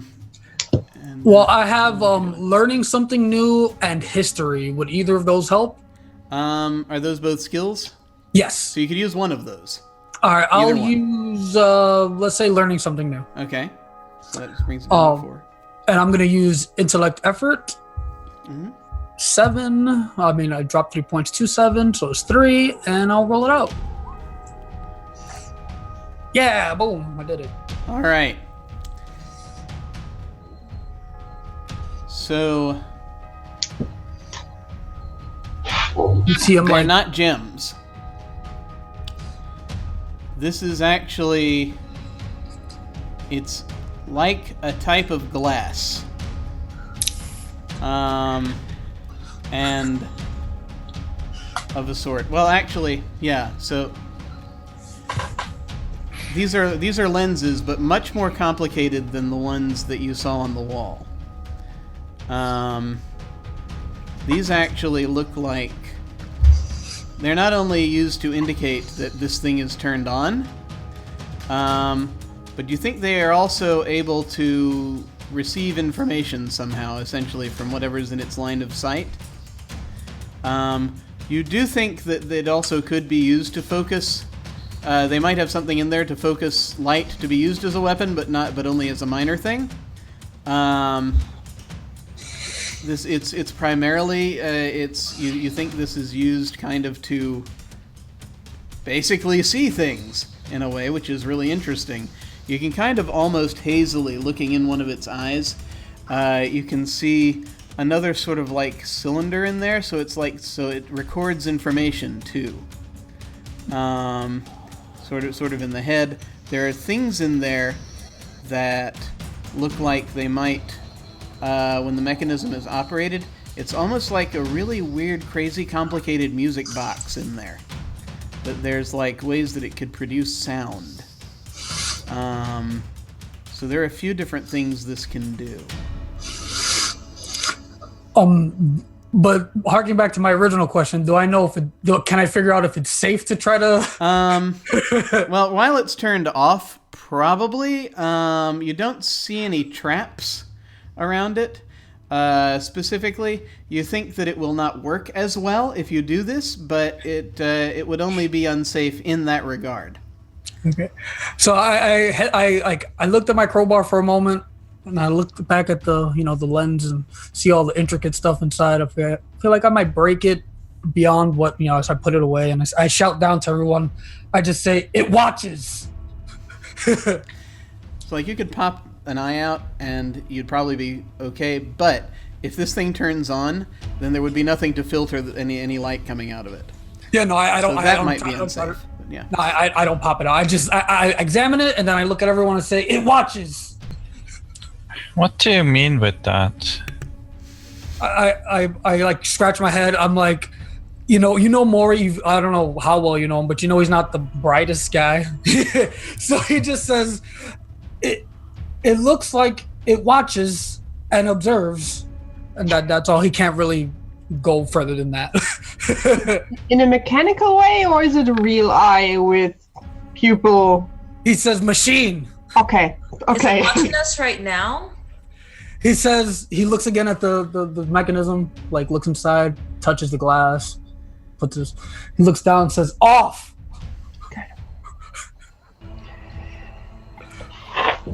I think at this point Adolphus would take the he saw that key, the power source key. He'd probably take it and try to figure out how to put it into the altar.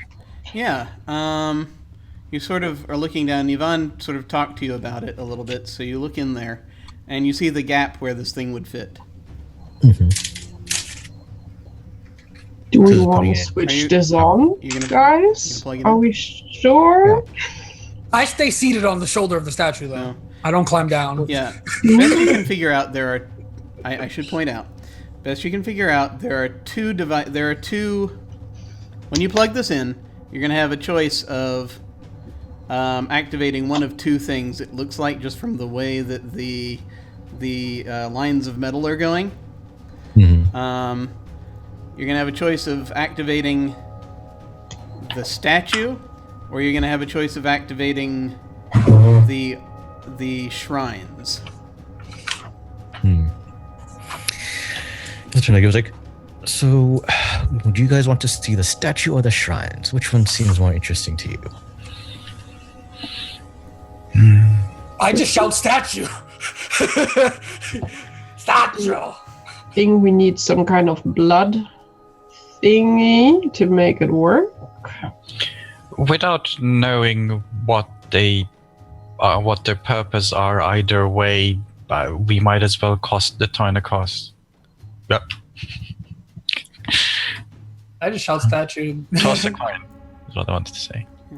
As far as the blood question goes, you only see those little blood grooves going to the shrines. You do not see one for the statue. Okay. Does was it Severina? Yeah, does Severina having a... Serena, what would you like? Apparently one of our own prefers a statue. I'm fine with that. Statue it is. Set it to the statue. You plug it in, you turn it toward there. I'm on my guard because I know it's turning. Mauricio, I would like to offer you a GM intrusion. I will take it. All right. And I'll give my EXP to Adolphus for turning it on. So everyone hears this sort of thrum happening.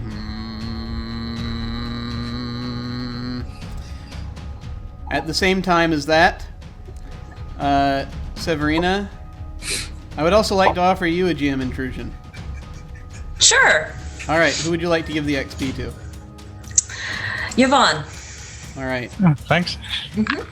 So, Severina, in your head, this is starting to sound a little bit. Kind of feel as though that thing that you sensed earlier is waking up. I think we woke something up.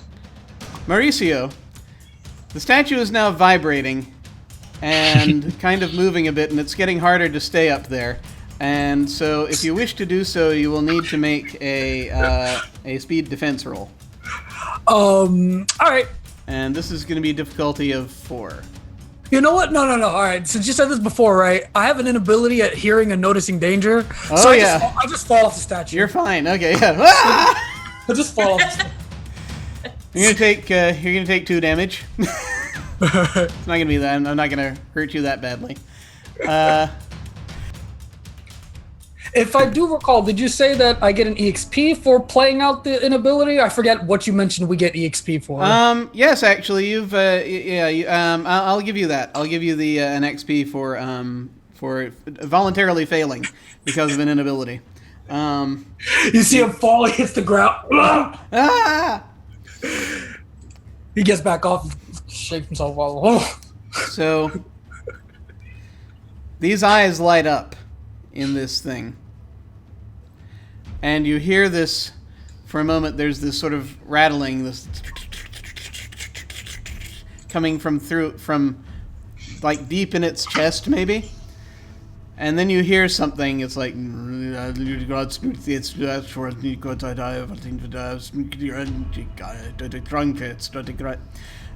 of you who have ancient languages, or perhaps may attempt to decipher this, and or if you have any ability with languages or something. This is going to be a difficulty of 4. Moore's just waiting to see what happens next. Well, I have the skill ancient language, and does my edge and intellect reduce as well? That'll be down to 2. And I will spend 3 effort. I can spend effort on top, right? Wait, what did you do the second? I'm not sure. Hang on. The way. Oh, sorry, I don't mean to interject, but Sure. the way it would work is the one edge will reduce the cost of how much the effort. Ah, Yeah, okay. So you still use effort, but it would cost 2 points instead of 3 if you have that. That's okay. Then I remember it right. Okay, then then I'm still at 2. Yeah.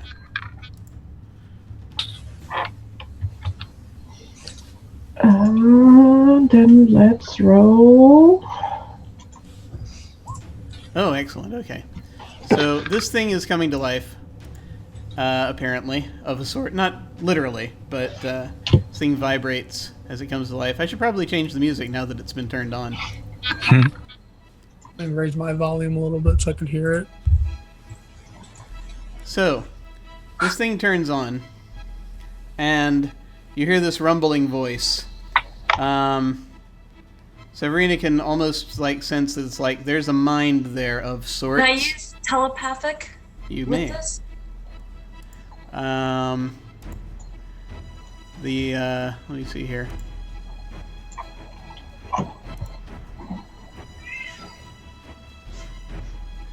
So I'm gonna, since this is a weird brain to try to get your mind around, this is also gonna be a difficulty of 4. Okay. I have edge 1 and intellect. Does that? So that means if you spend effort, you only have to spend 2 points instead of 3. Okay, and do I, when I spend effort, it's gone? I have 1 effort? Well, no, you have you spend it out of your intellect pool. Just to be clear, what effort is, since you have 1, you can use 1 effort per action. Okay. Yeah, so that means that it's a discount, basically, on how many points you have to spend. Okay, so should I... So if you want to, so let's say, for example, it's a difficulty 4, and if you want to spend effort, that'll, you'll spend 2 points, that'll take it down to a difficulty of 3. And then, did you say you were using something else? Edge, or... Well, no, that's all part of this. Can I toss in persuasion, belief, or trust? You have an inability with that. That's actually the thing that's on the... if it's last on the list and it has like a little I out to the right of it instead of a T, that's actually an inability. Okay. Only if you're trying to persuade it. However, I think right now you're just trying to understand it, yes? Yeah. Okay, you could use anthropology, I think, if you want. Okay. So that would probably help you. That would knock you down to a difficulty of 2. Okay. Do I need to take anything out of my pool for this then? 2 points. 2 points, so I take 16 to 14. Yeah. Okay, sorry. Just I want to make sure I'm... Yeah, no problem. Right. Then just roll intellect. Okay, give me a second.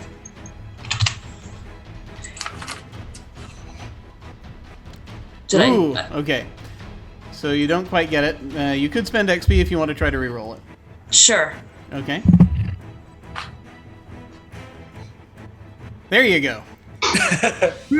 Yes, you're able to grasp what it is saying, as is Katya. And what it is saying... Why have I been awakened? Can I use persuasion to convince it that we just want to learn? Or speak to it like we just want to learn about you? Let me to be specific. The only space I could find on the character sheet to put inabilities was under skills. Okay. Yes. So if you wish, you may try to persuade it. It will be 1 step more difficult for you if you wish to do that than it would be because you have an inability with persuasion. Well, causing you to depends. If you're applying to it sense of logic, then that wouldn't require it to believe or trust you. So then you would not have that inability kick in. Or if you like, you could voluntarily fail and get an XP. What about... Let's see. Sand. What about enthralled? Would You that... can make it pay attention to you, yeah. Okay, let's try it. So, and the intellect again? Yeah, this is basically, again, this is a difficulty of 4. Okay. Hey. All right, what do we got? You got 13. it. All right, so it sort of locks in and is looking at you, and you kind of sense it sort of tapping at your mind. I'm going to allow it access because honestly, I have genuine curiosity about this. We don't necessarily we're not here for harm. We're just here for curiosity and to learn. May I interpret your language? Yes. 1 moment. This may sting a bit. Anyone who's kind of looking over in her direction, probably Adolphus and Yvonne are in more of a position to see this. We'll note that Severina's getting a little bit of a nosebleed. Oh boy. As it rifles through your brain.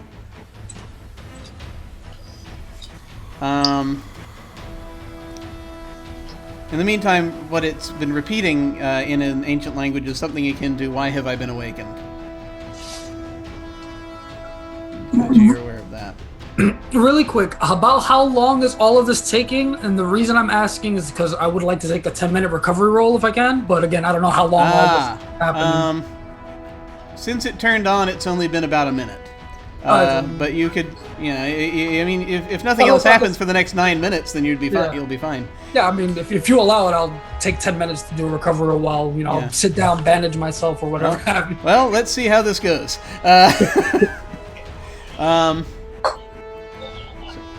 And meanwhile, Katya would just answer in the same language, since she understands it, holding up a book. We are here to learn.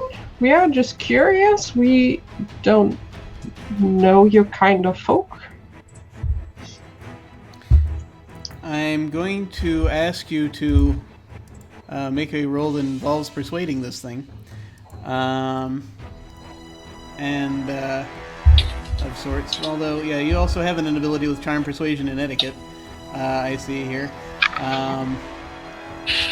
Yeah. So ordinarily this is a difficulty 4. It is now a difficulty 5 because of that inability. Great. Since I'm observing, as you mentioned, could I try to encourage? Sure.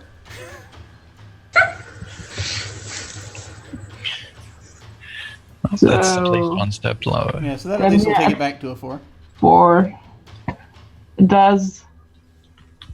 I have psychology, so I would maybe know how to talk to someone to persuade them. Sure, you can use that. And then I could use 2 points of intel for effort to lower it. Okay. That. And let's roll it. And pray and hope for the best. Excellent. You did very well. So you see the eyes kind of lower. They were sort of amber colored, and they've now switched down, and they're sort of starting to turn blue. And it's so it says, "Stand by." Very well. You hear another series of clicks, and it begins speaking in the common tongue. Ooh. And it says, "It is not advised that you stay long, as this place must be protected. Outsiders may wish to use it, and we do not wish our prisoners to escape."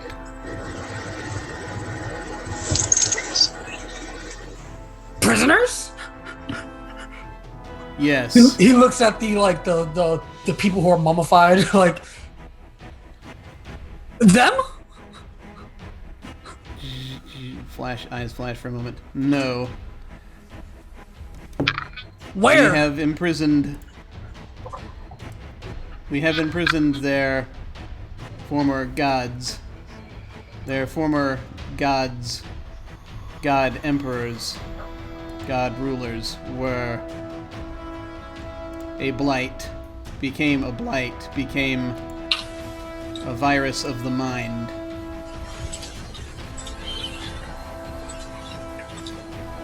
And he says, after hearing that, alive still? Prisoners? Alive only in the sense that I am. He scratches his head and looks over at everybody else. I am Nakuris, goddess of the forge, the keeper. I bar their way from reaching us from the underworld. Like he mutters underworld, like he's looking stupefied at everybody else, like, what? You see Katya just taking rambly, scribbly notes of everything that she hears. Like, is there a way for us to stop them? As long as they are not released, do not allow anyone to use the shrines. The shrines can release them. Yvonne tugs at her collar. I'm glad we had Mauricio with us.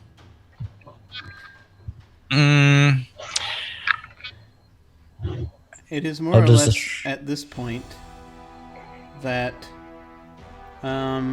you're going to. I think that you're going to hear something.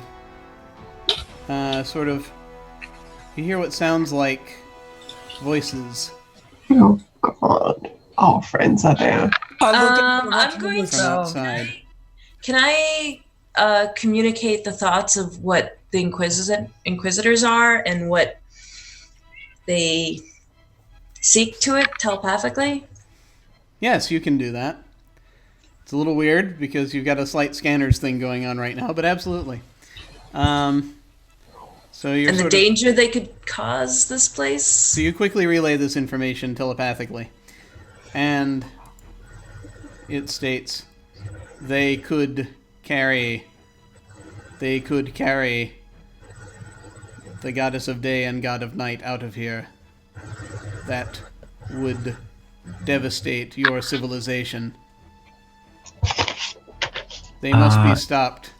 If they are not stopped, I will have to bury this place again. And there's more vibration now coming from down below. It's like the whole room is slightly, not shaking, but vibrating just a tiny bit now. From where do we hear voices? From the way we came, or from another way? From the entrance up at the top, the one you didn't enter. You came in through the side door, so you're hearing these voices, like they're coming up the stairs outside. Let me ask it: is it possible for us to kill the gods? No, they are permanently recorded. They cannot be defaced. The metal of the forges that precede me are beyond my ability to destroy. The plates on which they are recorded are beyond my ability to destroy. Is it beyond our ability? I do not know. Well, I look through... I mean, I would have a general knowledge of I assume my companion's ability. Look through and our abilities. Look through my mind. So, anyone who has kind of any sort of knowledge of history of this place kind of will understand that there is kind of a one of the legends that comes up is about a type of metal. It's not unlike it's not unlike, shall we say, orichalcum, which is from in real life. There are myths from about Atlantis, about them having developed a metal called orichalcum, or some other.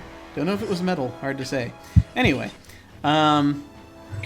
so this is a thing kind of like that. It could be some sort of alloy, possibly that whoever built the keeper didn't know how to melt down. If they're talking about recording them on plates, it's like recording the minds of the gods, maybe? On plates?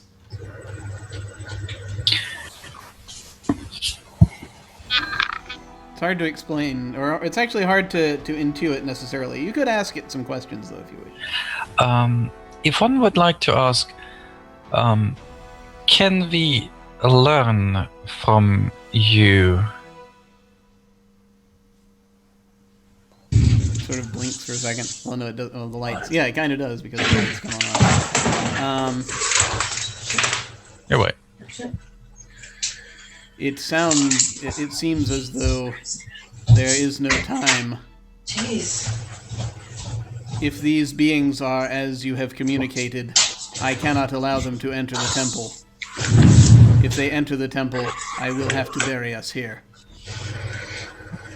We can stop them. We've done so before. As soon as the statue says that, he's like, Mori says, "Stop Inquisitors!" And he whips out his hand axe. Yes, stop Inquisitors. Can do. Yeah, if we don't, he's gonna bury this entire place in sand again. I mean, like, where are the plates? Or do I know about the plates, or have we? Well, you're kind of putting it together because Oh. he's been speaking out. Because she's been speaking the Nakuris, the keeper. She's been speaking out loud this whole time. If you ask that, then Nakuris says they are within the shrines. And if we open them, you will bury us in sand. Can you destroy them? I believe so. All right, now is the time when you need to persuade an ancient deity that you're going to take care of its business for it. So this is going to be again a difficulty of it's going to be a difficulty of 5. But the fact that it can read my mind and my intention to actually destroy the plates help at all in this? You can use whoever's rolling this can use this as an asset. So it'll be that'll knock it down to a 4. And this is an intellect roll, right? Yes, very much. Too bad I can't use intimidation in this. Intimidate an ancient god. Go ahead.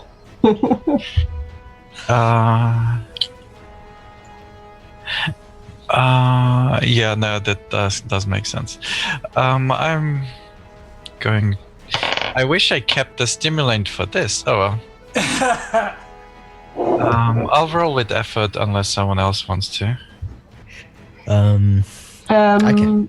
Mori's already almost heading outside. Like, he's not outside. but Mori's he's, like, getting ready heading to towards- stage a defense here. That's good. I'll get you in a moment. Can I encourage and drop it at least for Okay. one more? So yeah, you'll be able to encourage whoever's doing this. So that'll be 3, and I think it's going to be either Wild or Alexis are going to be rolling for this, but I need to know who's going to do it. Let's see. I have quite a lot of XP, so I could re-roll it. I'm fine with you rolling it. Oh, can I use creating a narrative to help me to persuade it? Oh. I mean you can use it to contribute to this regardless of who rolls. Let me look at this. Because I gotta see what I'm There's no description. creating it. Oh yeah, no, that's a skill. That's something. Yeah, so you could use that to help, basically, if you want to do that. Where it's like, or yeah, I mean, you can. In what way are you creating a narrative? Describe to me what you're. Like I am like essentially describing using as much scientific jargon how there's no such thing as indestructible material. Excellent. Okay. So that will knock it down to a 2 for whoever is rolling. Is it going to be Wild or is it Alexis rolling? I can roll since I am creating the narrative. Good luck. And I'll also spend some effort, bringing it Okay. down to 8. So yeah, that'll bring it down to a difficulty of 1. You gotta get a 3. You gotta get a 3 or better.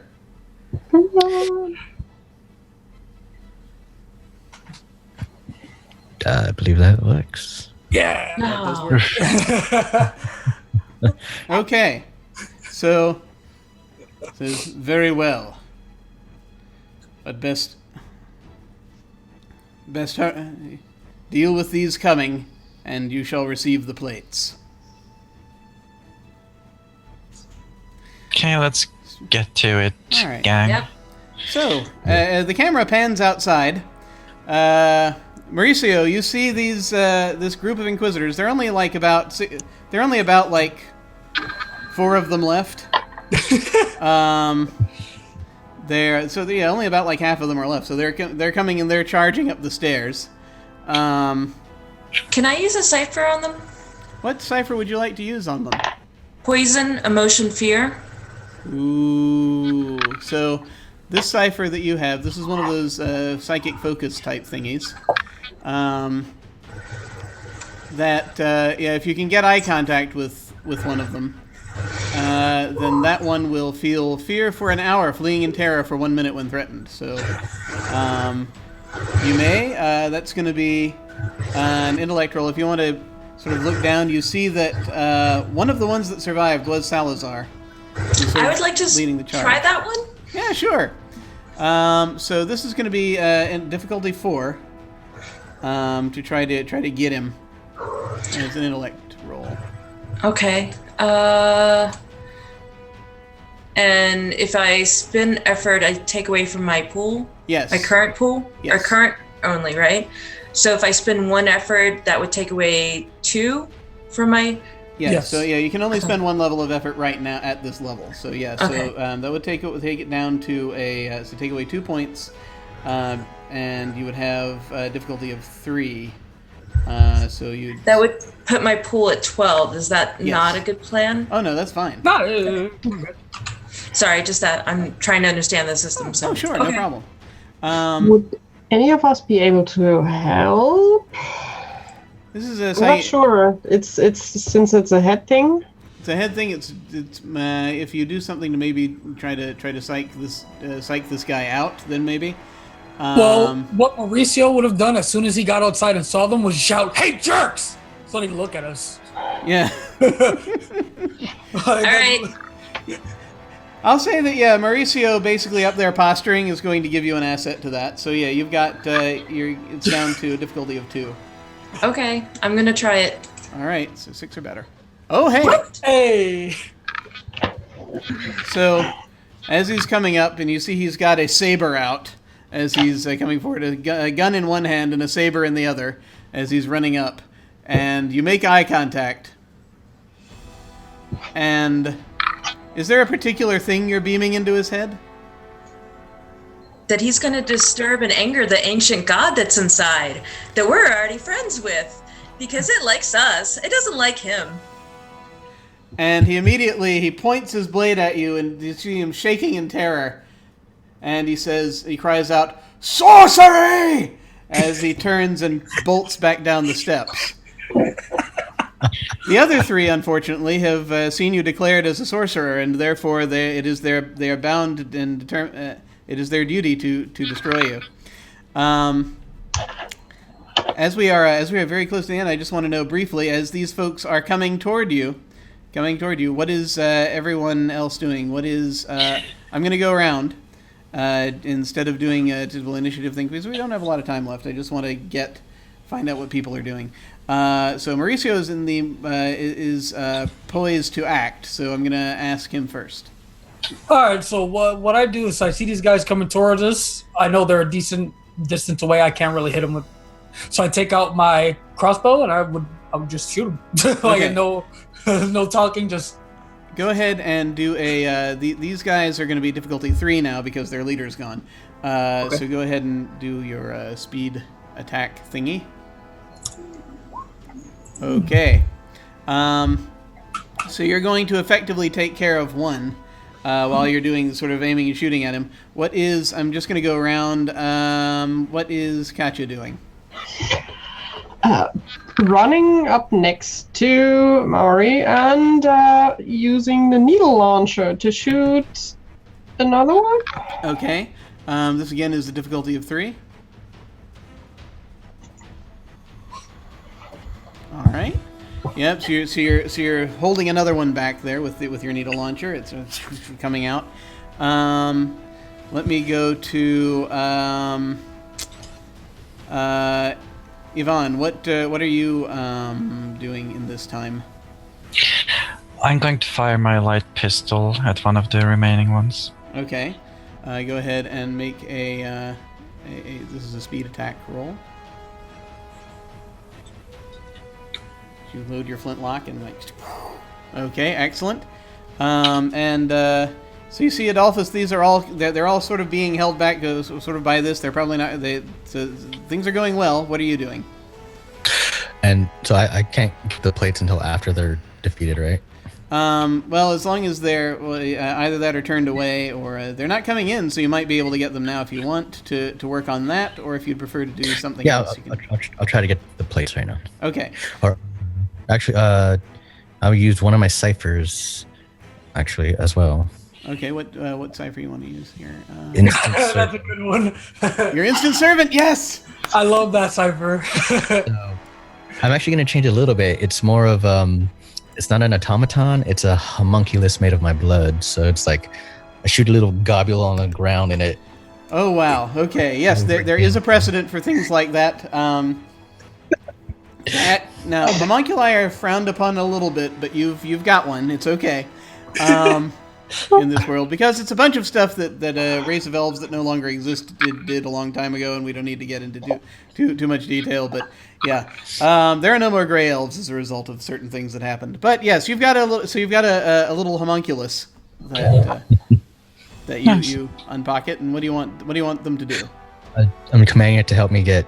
I'm working on the sun plate. I want to get the moon plate. Okay. I'm just going to ask you real quick to do an intellect roll. This will be, again, difficulty of 4 because you've been working on this, so it's not 5. I'm not allowed to use multiple ciphers in a row, am I? Well, we can. This is like near the very end here, so so go crazy. I'm going to use this and increase my intellect to 16 again. Okay, yeah, feel free. And then intellect, you said? Yeah. Okay. Did you spend effort on this before you did this? I should have. Because I assumed that was what you meant by when you were increasing your intellect. Yeah.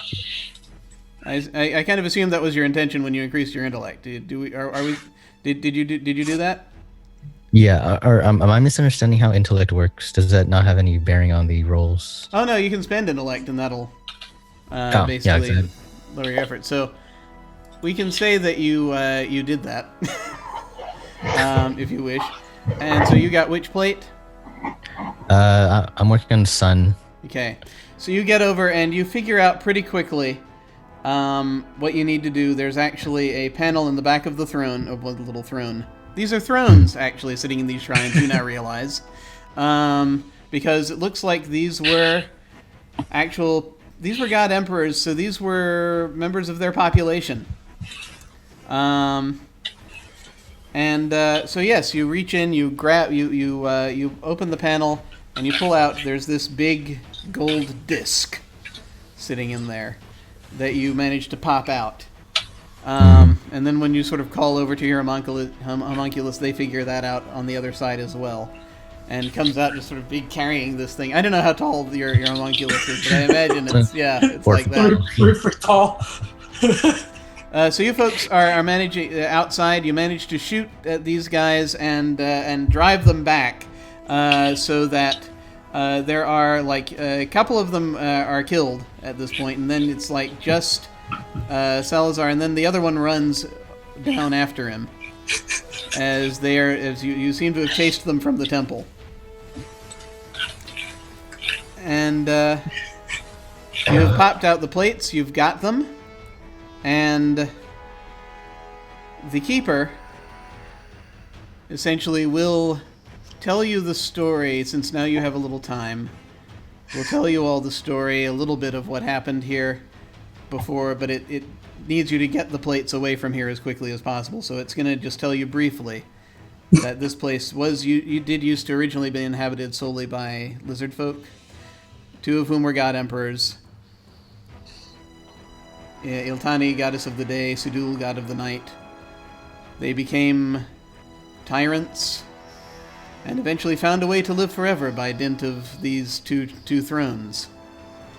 And their minds were recorded on those plates.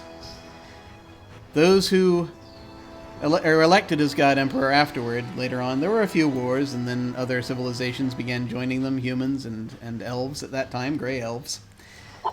And it was after a while that they discovered these abilities, and they themselves became the God Emperors because their minds were overwritten by their personalities. They could actually copy their personalities to whomever they wished because of this. You just make them sit on the throne, and there it is. So, that is the way in which they became like a virus. The Keeper tells you these things, asks you to keep the trust of this, but then to if you're going to take anything else, to hurry up and do it, because she's going to bury this city again as soon as you leave. But I thought you promised me that we can learn. Oh, you can.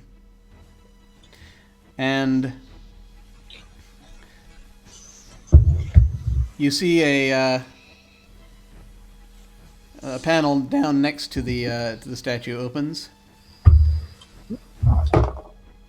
and there are a number of you see a number of cylinders, a line of cylinders. This is the host of our knowledge. We are trusting you with them. Use it well. Very appreciated. So, you gather these things up, and does anyone do anything else as they are heading out of the city? Just run. You're yoinking that host, that's mine. Yeah, just knowledge. It's before I actually leave the throne room. I say to that, as promised, and I use this, and I throw the discs into them. Ooh! Solvent has improved a great deal since that time. Yes, you basically melt the discs in front of the keeper. The keeper is pleased that Iltani and Sadul will no longer ravage the population of this world. So congratulations.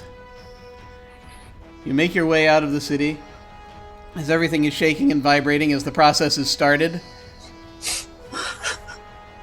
The giant snake makes it out too. It knows immediately what's going on and leaves. As you get out, the city is slowly sinking.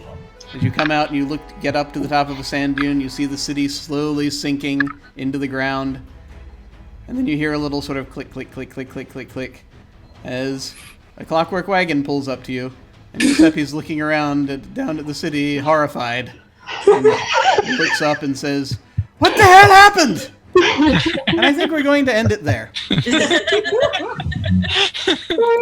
Oh boy! All right, good stuff. Lovely. Oh, that was fun. that was fun. Very good game.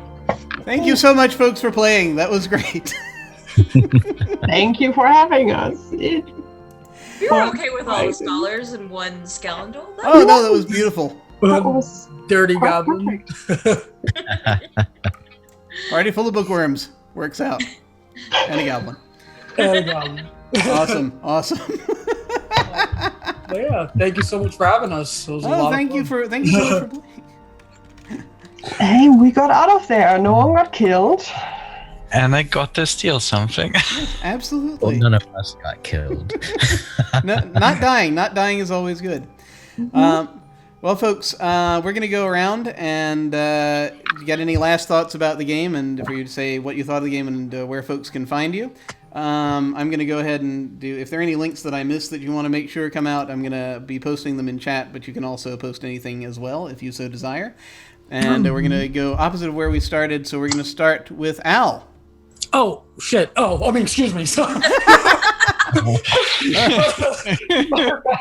I didn't expect that. But anyway, so I'm Ancient Albatross or Al. It was a blast playing. It's been a while since I played in a game. It was actually my first time being on a stream as a player, so that was cool. Yay! I'm from Cypher Unlimited. We promote all Cypher stuff, all Monte Cook game stuff. So if you're interested in any of that, be sure to join the server. We talk lots about stuff, and we love Cypher System and all that stuff. I highly encourage folks to check it out. It is a huge freaking community, and there's a lot of support there. The link to the Discord there is in the chat. Thank you so much for playing. This was cool.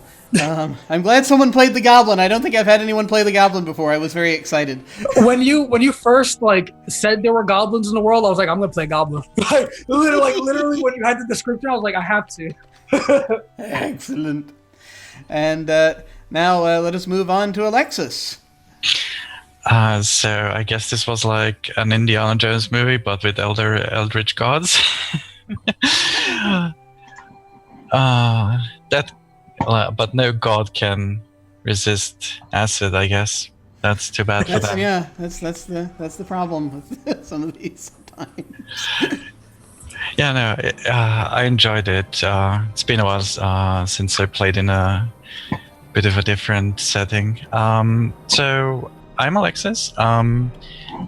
I play and GM a lot on stream. You can find me currently Wednesdays on the RPG Lab, where we actually also do Cypher, just the Numenera type. Besides that, I also design games. I am very close to actually releasing something. I'm working on a game that's called Witches Best Friends. So if you're interested, go over to my Twitter at GameSeizure and have a look. And thanks again for having me. Cool, yay! Awesome, and thank you for coming back and playing. Let us now move on to Chris. I'm on Twitter at CF Gregory. The only thing I really have to plug is one of my best friends has a new book coming out next month. Yeah. It's a sequel to a book that's already been published. It's by Jane Silverstein. Starlit. It's sort of a that no-devore like 20s mysteries, but with zombies. So it's very awesome, and I put a link to the Facebook launch event in their chat window, so please feel free to... It's an online launch event, so anywhere in the world, including Europe, if you want to join in, definitely join. So highly recommend that book. Awesome. Very cool. Yeah, no, James, as always, I love reading about his ideas and stuff. He's actually played on this channel once before. So very fun person. So I recommend checking out. Did you have any final thoughts about the game today? I really enjoyed the Cypher System. I've never played that. I enjoyed it, and that was a lot of fun. I would like to do it again. Yay! Awesome, very cool. Yeah, no, I always like introducing this system to folks because it's just pretty simple to get to once you get around to it. It's really cool. My only issue with introducing it to people is that now everyone's calling me the Numenera person. That can happen. I tried to do it and ended up starting a podcast. I don't know how that happened. Oops. It happened because it's me. Let's move on to Wild. Yes, hi, Wild Engineer on Twitch and Twitter. I guess on Mondays at, what was it, 2 Eastern on Scoticus Chat Academy, there's a Call of Cthulhu game that I'm in. So yeah, it's very spooky. Come check that out. I really liked the game today. I think this was the first time I just played straight through Cypher. Well, not a lot of deviation. So it's actually just being able to pick your skills and say, I just do this because this allows me to. It's very different. I like how that works. Cool. Yeah, excellent. One of the things I like about the system is it really emphasizes letting the players be awesome, and just the solution is whatever it is that you do. So that I like. I like games that do that quite a bit. So it's very cool. Also, very awesome having you back once again, sir. Much appreciated. I liked the way you played Adolphus. It was really neat sort of seeing it's like just sort of dissecting everything. It was great. And now let us move on to Vicky. Yeah, you can find me on QD_V on Twitter. You can find me on Monday at the same game that Wild mentioned. So if you want to see some spooky Cthulhu stuff and you have time, sneak in. And I will probably announce, I don't know, probably in the next 1 or 2 weeks, I will join another game soon. So let's see that. Different game system, also quite new. And I enjoy Cypher more and more every time I play it, because it gives the group chance to really work together, much more like D&D, for example. Since I'm coming from D&D, yes, you can work together, but this gives much more room on really being creative on what skill do you have, and working together on a task, which is really, very fun. So I love that. Yay! And thank you for having me again. Oh, thank you for coming back. I really appreciate it. I loved seeing what you were doing with the character. That was great. And, well, folks, that is about it for me then. Let's find your script, Jim. Find your script. Where is it? There it is. I don't know what I'm talking about anymore. All of my words are scripted. All of them. Every single one. Even that. Once again, I'm Jim Ryan. You can find me at OtherDoc on Twitch and Twitter. My website is jimyesthatjim.com, where you can find my Geek Observation podcasts and links to my various other podcasts, audio dramas, writings, and such. I've got links down below to my website, Twitter, YouTube channel, and the most recent short story that I have released. I just can't thank folks enough for coming and playing this. I've been working on this world for way too long, over a decade, like a decade and a half, and it's always constantly in flux. Perhaps one day I will release something, you never know. It's only relatively recently I ported it over to the Cypher System, and it seems to be a good fit. So we shall see how things go, and as we continue to refine. Thank you all also for so many of you playing Scholars, because that told me as we were doing them how much what I need to do to make adjustments to them. So that was very helpful. But it was very cool. It was very cool. This week, I am actually going to be off for a while. I'm going to be out of town, and so we're going to be visiting folks up in New York City, so I shall not be streaming this coming week or that weekend or next weekend. So the next time that I shall be here streaming will be in May, second Wednesday in May. That is when we begin our campaign of Tremulous. That is a Powered by the Apocalypse game that also uses elements of Fate and Fiasco in some of its setup of stuff to create a scenario for Eldritch Horror. This is very sort of Cthulhu-inspired stuff. We're going to pick out a playset in the intervening time and figure out what we're going to do. We're getting our players together, and hopefully all shall be well. So I'm very much looking forward to seeing how this goes. As I've only run it once, and I want to run it again. Sign-ups are still open right now for a couple of the one-shots still in May that are going to be run on Sundays. There's still plenty of room open in Hell for Leather, which is a game about a resurrected biker on Devil's Night, telling a story using tarot cards to kind of guide us along to tell the story of bloody revenge. Very sort of metal game, and I really desperately want to play it. So I think it is also somewhat GM-less. It's basically got a facilitator, and so I'm very interested to see that. So please sign up for that. Also, we are having 2 games of Dialect in May. One of them is full at this point, pretty much. I gotta just check with some folks, but yeah, it's the first of the 2 games is full, but the second is still open. Still has a couple of seats open, so if folks want to dive into that, that is still available. Very good game about how a language of an isolated civilization dies. So it's very cool that way. When we get to the end card, I'm going to send a raid over to Little Red Dot, who is hosting the Owl of Lycia.